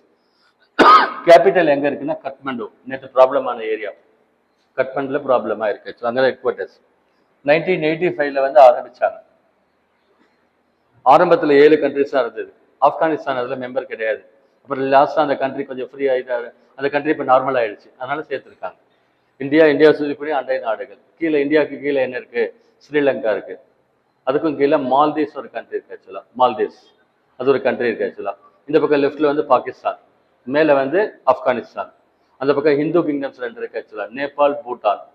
பக்கத்தில் வந்து பர்மா. ஓகேங்களா, இந்தியாவுடைய அண்டை நாடுகள் இதெல்லாம் சேர்ந்து அதுல இருக்கு. மொத்தம் 8 கண்ட்ரிஸ் இருக்கு. இதுல வந்து டான் வந்து இந்தியா இருக்கிற பெரிய கண்ட்ரி. பாருங்க, ஸ்பேஸ் டெக்னாலஜி அச்சீவ்மெண்ட் பண்ணிட்டு மிலிட்ரியில இந்தியா வந்து 4th லார்ஜஸ்ட் கண்ட்ரி. இப்போ இன்னும் இம்ப்ரூவ் பண்ணிட்டு இருக்காங்க, ஏற்பட்ட இம்ப்ரூவ்மெண்ட் பண்ணிட்டு இருக்காங்க எல்லாத்துலயுமே. ஸோ இந்தியா வந்து ஒரு நல்ல கண்ட்ரி. எதுல இருக்கிறோமோ இல்லையோ, பாப்புலேஷன்ல வி ஆர் நம்பர் 1. பாப்புலேஷன் பார்க்கறதுக்கு நெகட்டிவா இருக்குது, ஆனா உள்ள விஷயம் இருக்குது. ஹியூஜ் பாப்புலேஷன், லோகமே நம்ம தான். திருப்பதி போய் பாருங்க, ஸ்ரீரங்கம் போய் பாருங்க. நார்த் இந்தியா இன்னும் சூப்பர். எங்க பார்த்தாலும் காவி ட்ரெஸ், எங்க இருப்பாங்க எல்லாம் ட்ரெயின், பஸ், க்ரௌடு ஜாஸ்தி, யூட்டிலிட்டி ஜாஸ்தியா இருக்குன்னு சொல்றேன் நான் வந்து. ஒவ்வொன்றா பார்க்கலாமா? ஷார்ட் சொல்றேன். அடுத்து ஆசியான் அப்படின்னு இருக்கு. ஏசியான்னு ஆசியான்னு சொல்லுவாங்க ஆக்சுவலா. Association for south east Asian nations சொல்லி ஹெட் குவார்ட்டர்ஸ் எங்க இருக்குன்னா பேங்காக்ல இருக்கு. தாய்லாந்து ஹெட் குவார்ட்டர்ஸ், தாய்லாந்துல பேங்காக் இந்த இடத்துல இருக்கு. 1967 கொண்டு வந்தாங்க. 10 கண்ட்ரிஸ் இருக்காங்க ஆக்சுவலா மெம்பர்ஸ். பிரிக்ஸ்னு ஒரு கண்ட்ரி இருக்கு ஆக்சுவலா, புதுசாக ஒன்று கொண்டு வந்திருக்காங்க. பிரிக்ஸ், இந்த 5 கண்ட்ரிஸ் தான் வந்து ரொம்ப சூப்பரான கண்ட்ரிஸ். பிரிக்ஸ்ன்னு சொல்லுவாங்க ஆக்சுவலா. B stands for Brazil, R stands for Russia, I India, C வந்து சைனா, எஸ் வந்து சவுத் ஆப்பிரிக்கா. இது எல்லாமே வந்து டெவலப்பிங் கண்ட்ரிஸ்ன்னு சொல்லுவாங்க. சரிங்களா. ரஷ்யா வந்து வேற கேட்டகரியில் இருக்கு, மற்ற கண்ட்ரீஸ்ல டெவலப்பிங் கண்ட்ரீஸ்னு சொல்லுவாங்க. ஸோ இது வந்து சைனாவில் 2001 ஆரம்பிச்சாங்க, பிரிக்ஸ் அப்படின்னு சொல்லி. இதுல இந்தியா வந்து இருக்கு ஆக்சுவலா, இந்தியா வந்து மெம்பரா இருக்கு ஆக்சுவலா. அப்புறம் யூரோப்பியன் யூனியன் அப்படின்னு ஒரு பாடி இருக்கு ஆக்சுவலா. நான் சொன்னேன் யூரோப்பியன் யூனியன், ஹெட் குவார்டர்ஸ் வந்து பிரசல்ஸ்ல இருக்கு, பெல்ஜியம்ல. 28 கண்ட்ரிஸ் இருக்காங்க. பிரிட்டன் வந்து இப்போ வெளியே போயிடுச்சு, உள்ள இருந்து வெளியே போயிடுச்சு. காமன் கரன்சி கொண்டு வந்திருக்காங்க, காமன் மார்க்கெட், கஸ்டம்ஸ் யூனியன், எல்லாமே ரொம்ப ஹை லெவல் இருக்கிற ஒரு ஏரியா வந்து அது ஆக்சுவலா. ஸோ நம்ம ஒவ்வொன்றா பார்க்கலாம் பாருங்க. சார்க் வந்து ஃபர்ஸ்ட் பார்க்கலாம். ஸோ சார்க் வந்து ஆரம்பிச்சது எப்போ? 1985ல பாருங்க, 1985ல. இது என்ன, எதுக்காக ஆரம்பிச்சிருக்காங்க? Economic cultural development in South Asia. மேப்ல பார்க்கும்போது நம்ம சார்க் பாடி இருக்கு இல்லைங்களா, இது 8 நாடுகள் எங்க லொக்கேட் ஆயிருக்குன்னா சவுத் ஏசியான்னு சொல்லுவாங்க. பாலிடிக்ஸ்ல சொல்லும்போது சவுத் ஏசியான்னு சொல்லுவாங்க. தெற்காசியா அப்படின்னு சொல்லுவாங்க. தெற்காசியான்னா நம்ம ஏரியா, சார்க் அப்படின்னு சொல்லுவாங்க. ஸோ எக்கானமிக் கல்ச்சுரல் டெவலப்மெண்ட் அப்படின்னு கொடுத்துருக்காங்க. மெம்பர் கண்ட்ரிஸ் யாரு பாருங்க. ஆப்கானிஸ்தான் வந்து 2007ல சேர்ந்தது, அப்பதான் 8 ஆயிடுச்சு. செக்ரட்டரியேட் எங்க இருக்குன்னா கட்மண்ட்ல இருக்கு. செக்ரட்டரியேட் ஹெட் குவார்டர்ஸ் பில்டிங் வந்து கட்மண்ட்ல இருக்கு. 2 இயர்ஸ் ஒன்ஸ் வந்து இவங்க மீட்டிங் வைப்பாங்க பாருங்க. சார்க் ஃபர்ஸ்ட் மாநாடு எங்க நடந்ததுன்னு கேட்பாங்க. 1985ல பங்களாதேஷ் கேபிட்டல் டாக்கால வந்து நடந்தது. அப்புறம் இப்ப லேட்டஸ்டா எங்க நடந்ததுன்னு கேட்பாங்க. இப்ப லேட்டஸ்டா பாத்தீங்கன்னா 2014ல நேபாளல நடந்துதான், 2014ல. அதுக்கப்புறம் சம்மிட்டே நடக்கல, இந்தியா பாகிஸ்தான் ப்ராடக்ட்னால நடக்கல. இந்தியா தான் இதுல டான் ஆக்சுவலா, சரிங்களா. பாகிஸ்தானுக்கு இந்தியாவுக்கும் ஆகாம சண்டையா இருக்கு ஃபுல்லா, அதனால அது நடக்கல ஆக்சுவலா.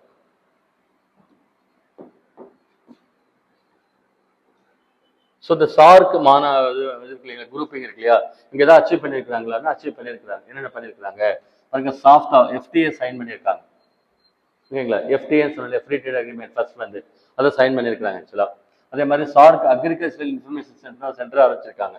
ஒரு ஃபண்ட் ஒன்று ஆரம்பிச்சிருக்காங்க, சவுத் ஏஷியன் டெவலப்மெண்ட் ஃபண்ட் அப்படின்னு பேர். எங்க போனாலும் வந்தாலும் அமௌண்ட் உள்ள வந்தாகணும் ஃபண்டிங்க்கு, அதை சொல்றாங்க ஆக்சுவலா. அப்புறம் வந்து சார்க் சேட்டலைட் வந்து இந்தியா கான்ட்ரிபியூட் பண்ணிருக்கு. இந்தியா வந்து சேட்டலைட் எக்ஸ்பர்ட் ஆயிடுச்சு இப்ப. அது ஹிஸ்டரி கேள்விப்பட்டிருக்கீங்களா? இந்தியாவில் வந்து முன்ன வந்து சேட்டலைட் அனுப்பும்போது நம்ம கிட்ட லான்ச் வெஹிக்கிள் கிடையாது, டெக்னாலஜி கிடையாது, எதுவுமே கிடையாது.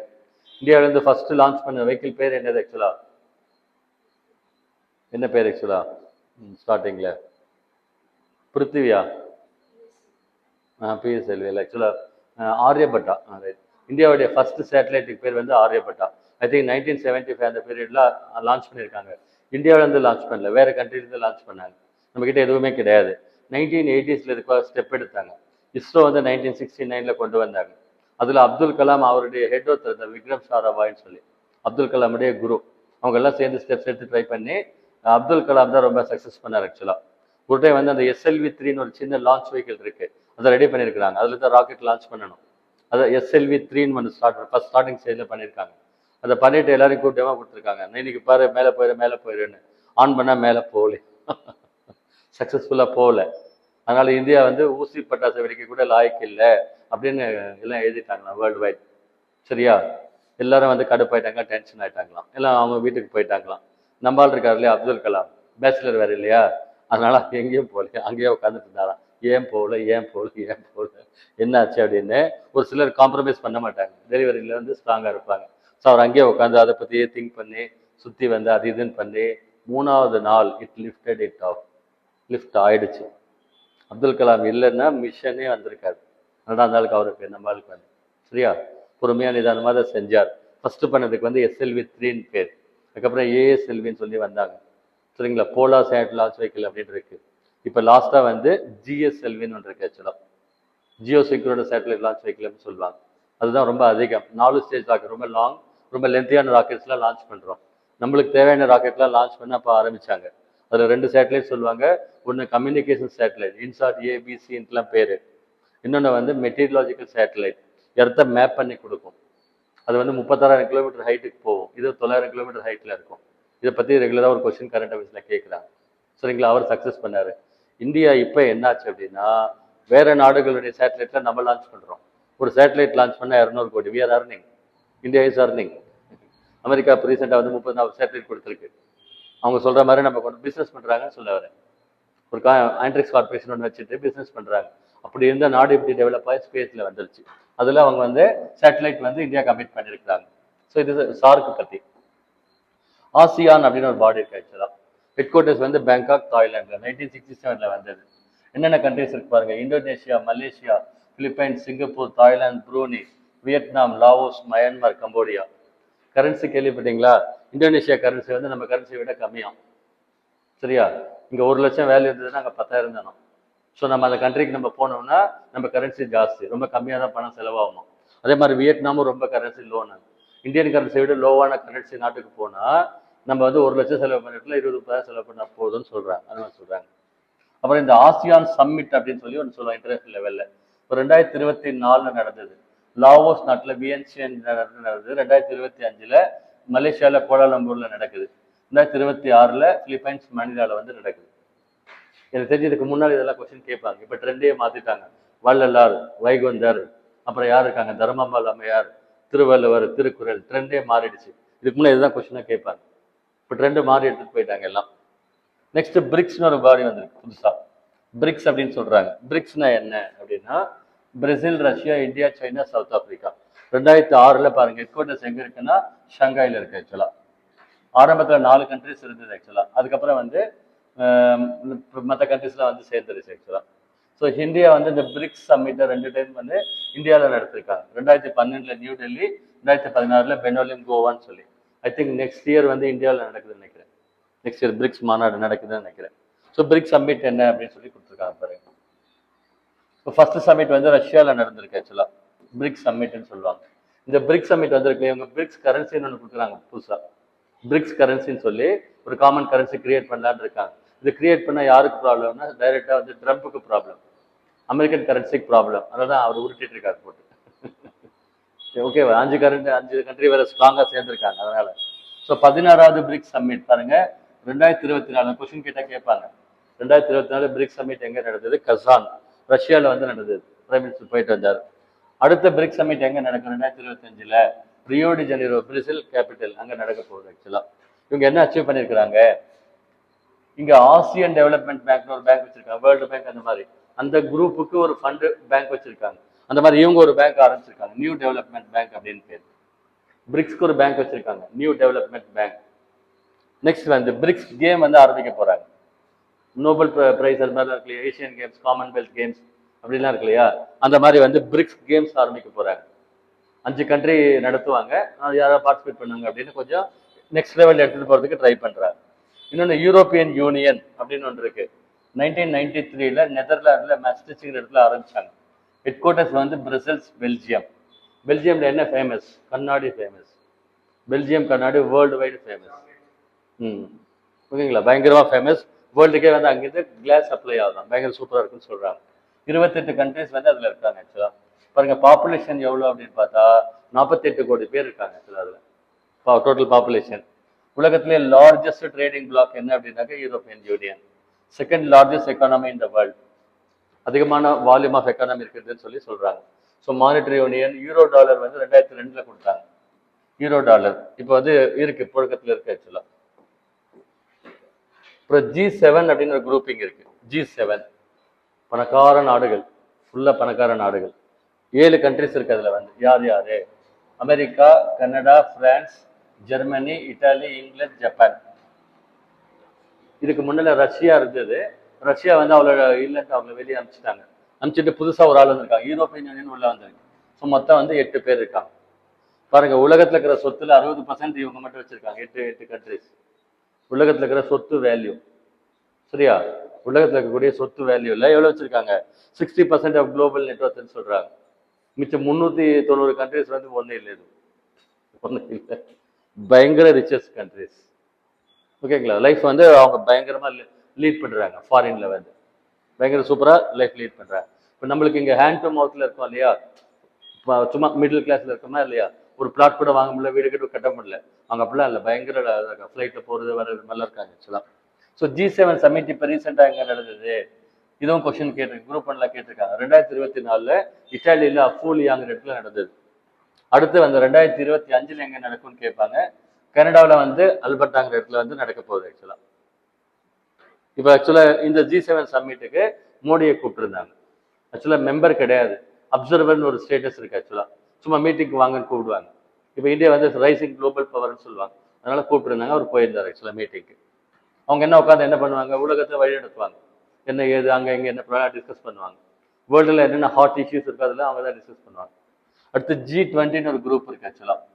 பாருங்க 19 கண்ட்ரிஸ் ப்ளஸ் யூரோப்பியன் யூனியன், மொத்தம் 20 கண்ட்ரிஸ் இருக்குது. உலகத்திலே எல்லாம் மிக்சடாக இருக்கிற குரூப் இது ஒன்று தான். டெவலப்டு கண்ட்ரிஸும் டெவலப்பிங் கண்ட்ரிஸும் ஒன்றா இருக்கிறது. பாருங்க அமெரிக்காவும் இருக்குது, இந்தியாவும் இருக்குது. இதில் Argentina, Australia, Brazil, Canada, China, France, Germany இந்த கண்ட்ரிஸ் எல்லாமே இருக்கிறாங்க. குரூப் 20 பேர். இந்தியாவில் ஃபர்ஸ்ட் டைம் 2023 டெல்லியில் வந்து சம்மிட் நடந்தது. எல்லாருமே வந்து போனாங்க, பயங்கர ராயலாக இருந்தது. 20 நாடுகளுடைய தலைவர்கள் வந்தாங்க. ஒவ்வொருத்தரும் ஒவ்வொரு தனி ஃப்ளைட்டில் வருவாங்க. ஸோ ஏர்போர்ட்லாம் பயங்கர வச்சு 3 நாள் ஃபுல்லாக லைவ் ஓடிட்டு இருந்தது. அதில் குறிப்பாக வந்து அமெரிக்கன் பிரசிடென்ட் ஒரு ஃப்ளைட் வச்சிருக்காரு, கேள்விப்பட்டீங்களா? ஒரு ஃப்ளைட் வச்சிருக்காரு அமெரிக்கன் பிரசிடென்ட், 20,000 கோடி அது வேல்யூ. அவருக்கு மட்டும் தனி ஃப்ளைட்டுக்குள்ளே 3 அடுக்கு பில்டிங், 3 அடுக்கு 3 டெக்கர் டைவ், பயங்கர சூப்பர் ராயலாக இருக்கும். அதே மாதிரி இப்போ மோடி வந்து ஒரு ஃப்ளைட் வாங்கி வச்சிருக்காரு. இது 8,500 crores ஒர்த் தான். இதுக்கு முன்னே நார்மலாக காமன் ஃப்ளைட்டில் போகாம வருவாங்க. இல்லைன்னா சேஃப்டி ஆஸ்பெக்ட்லாம் இருக்குது ஆக்சுவலாக. சேஃப்டி ஆஸ்பெக்ட் இருக்கு இல்லைங்களா, அந்த மாதிரிலாம் இருக்குது. இப்போ அந்த அமெரிக்கன் ஃப்ளைட்டு இல்லையா, பிரசிடென்ட் ஃப்ளைட்டு, அது வந்து நடுவானத்திலே வந்து ஃபியூல் ஏற்றலாமா, இன்னொரு ஃப்ளைட்லேருந்து ஃபியூல் அங்கேருந்தே போட்டுக்கலாமா. எல்லாம் அட்வான்ஸ்டாக இருக்குது. நியூக்ளியர் பாம்பு போட்டால் கூட ஃப்ளைட் ஒன்றும் பண்ண முடியாது, மாதிரி நிறைய வச்சுருக்காங்க. அதனால விலை ஜாஸ்தியாக இருக்குன்னு சொல்கிறாங்க. பாருங்க G20 குரூப் மட்டும்தான் வந்து டெவலப்டு கண்ட்ரிஸும் டெவலப்பிங் கண்ட்ரிஸும் இருக்கிற ஒரே ஒரு இடம். இப்போ உலகத்தில் என்ன ஹாட் இஷ்யூஸ் இருக்குது, குளோபல் இஷ்யூஸ் பாருங்க. இன்டர்நேஷ்னல் ஃபினான்ஷியல் இஷ்யூஸ் ஒரு இஷ்யூ சொல்கிறாங்க. இன்னொன்று சொல்லுவாங்க தெரியுமா, கிளைமேட் சேஞ்சுன்னு ஒரு டாபிக் இருக்குது. சயின்ஸில், ஜியாகிரபியில், என்விரான்மெண்டல் சயின்ஸில், கரண்ட் அஃபேர்ஸில் இம்பார்ட்டன்ட் டாபிக் கிளைமேட் சேஞ்ச். இப்போ இந்த மாதிரி வந்து வெள்ளம் அதிகமாக வந்தது இல்லையா, இப்போ பாம்பே வந்து வெள்ளத்தில் மிதக்குது, சென்னை வெள்ளத்தில் மிதக்குது, திருவனந்தபுரம் மிதக்குது. அடுத்து இப்போ சேர்ந்து என்ன மிதக்குது, டெல்லி மிதக்குது, இமாச்சல் குழு கேள்விப்பட்டீங்களா, மேக வெடிப்புன்னு சொல்லி டக்குன்னு இப்படியெல்லாம் நடக்குது இல்லைங்களா. காலநிலை மாற்றம்னு சொல்றாங்க. பூமி தாய் வந்து நம்ம டிஸ்டர்ப் பண்றோம், அதனால பூமி தாய் வந்து கோவப்பட்டு இந்த மாதிரிலாம் பண்ணுதுன்னு சொல்றாங்க. எக்கோ பேலன்ஸ் டிஸ்டர்ப் ஆகுதுன்னு சொல்றாங்க. இந்த கான்செப்ட் பேர் வந்து கிளைமேட் சேஞ்ச் அப்படின்னு பேர். குளோபல் வார்மிங் எல்லாம் சொல்லியிருக்கேன், ஞாபகம் இருக்கா? ஜியோகிராஃபியில் லெசன் சொல்லியிருக்கேன், கண்டிப்பாக கொஸ்டின் கேட்பாங்க குளோபல் வார்மிங் அப்படின்னு. அந்த இஷ்யூஸ் எல்லாம் டிஸ்கஸ் பண்றாங்க. இன்னொன்று சஸ்டைனபிள் டெவலப்மெண்ட் ஒரு கான்செப்ட் இருக்கு, SDGன்னு சொல்லுவாங்க, சஸ்டைனபிள் டெவலப்மெண்ட் கோல் 1, 2, 3, 4, 5 அப்படின்னு ஒரு 20-30 வச்சிருக்காங்க. இப்போ ஏழ்மையை குறைக்க வேண்டும், எல்லாருக்கும் படிப்பறிவு கொடுக்கணும், யாருக்குமே சாப்பாட்டுக்கு வழியெல்லாம் பார்த்துக்கணும், ஒவ்வொரு கோல் வச்சிருக்கிறாங்க. அதெல்லாம் வந்து அவங்க டிஸ்கஸ் பண்றாங்க. சஸ்டைனபிள் டெவலப்மெண்ட் கோல்ஸ் அந்த இஷ்யூஸ் எல்லாம் டிஸ்கஸ் பண்றாங்க. ஸோ G20 சம்மிட் 2023 இந்தியாவில் நடந்தது. 24 எங்க நடந்தது, ரியோ டி ஜெனிரோ பிரேசில்ல நடந்தது போன வருஷம். இப்போ 2025 எங்க நடக்குதுன்னா சவுத் ஆப்பிரிக்கால நடக்குது இந்த வருஷம். ஜோஹன்ஸ்பர்க் சம்திங் ஏதோ சவுத் ஆப்பிரிக்கா ஒரு பிளேஸ்ல நடக்குது.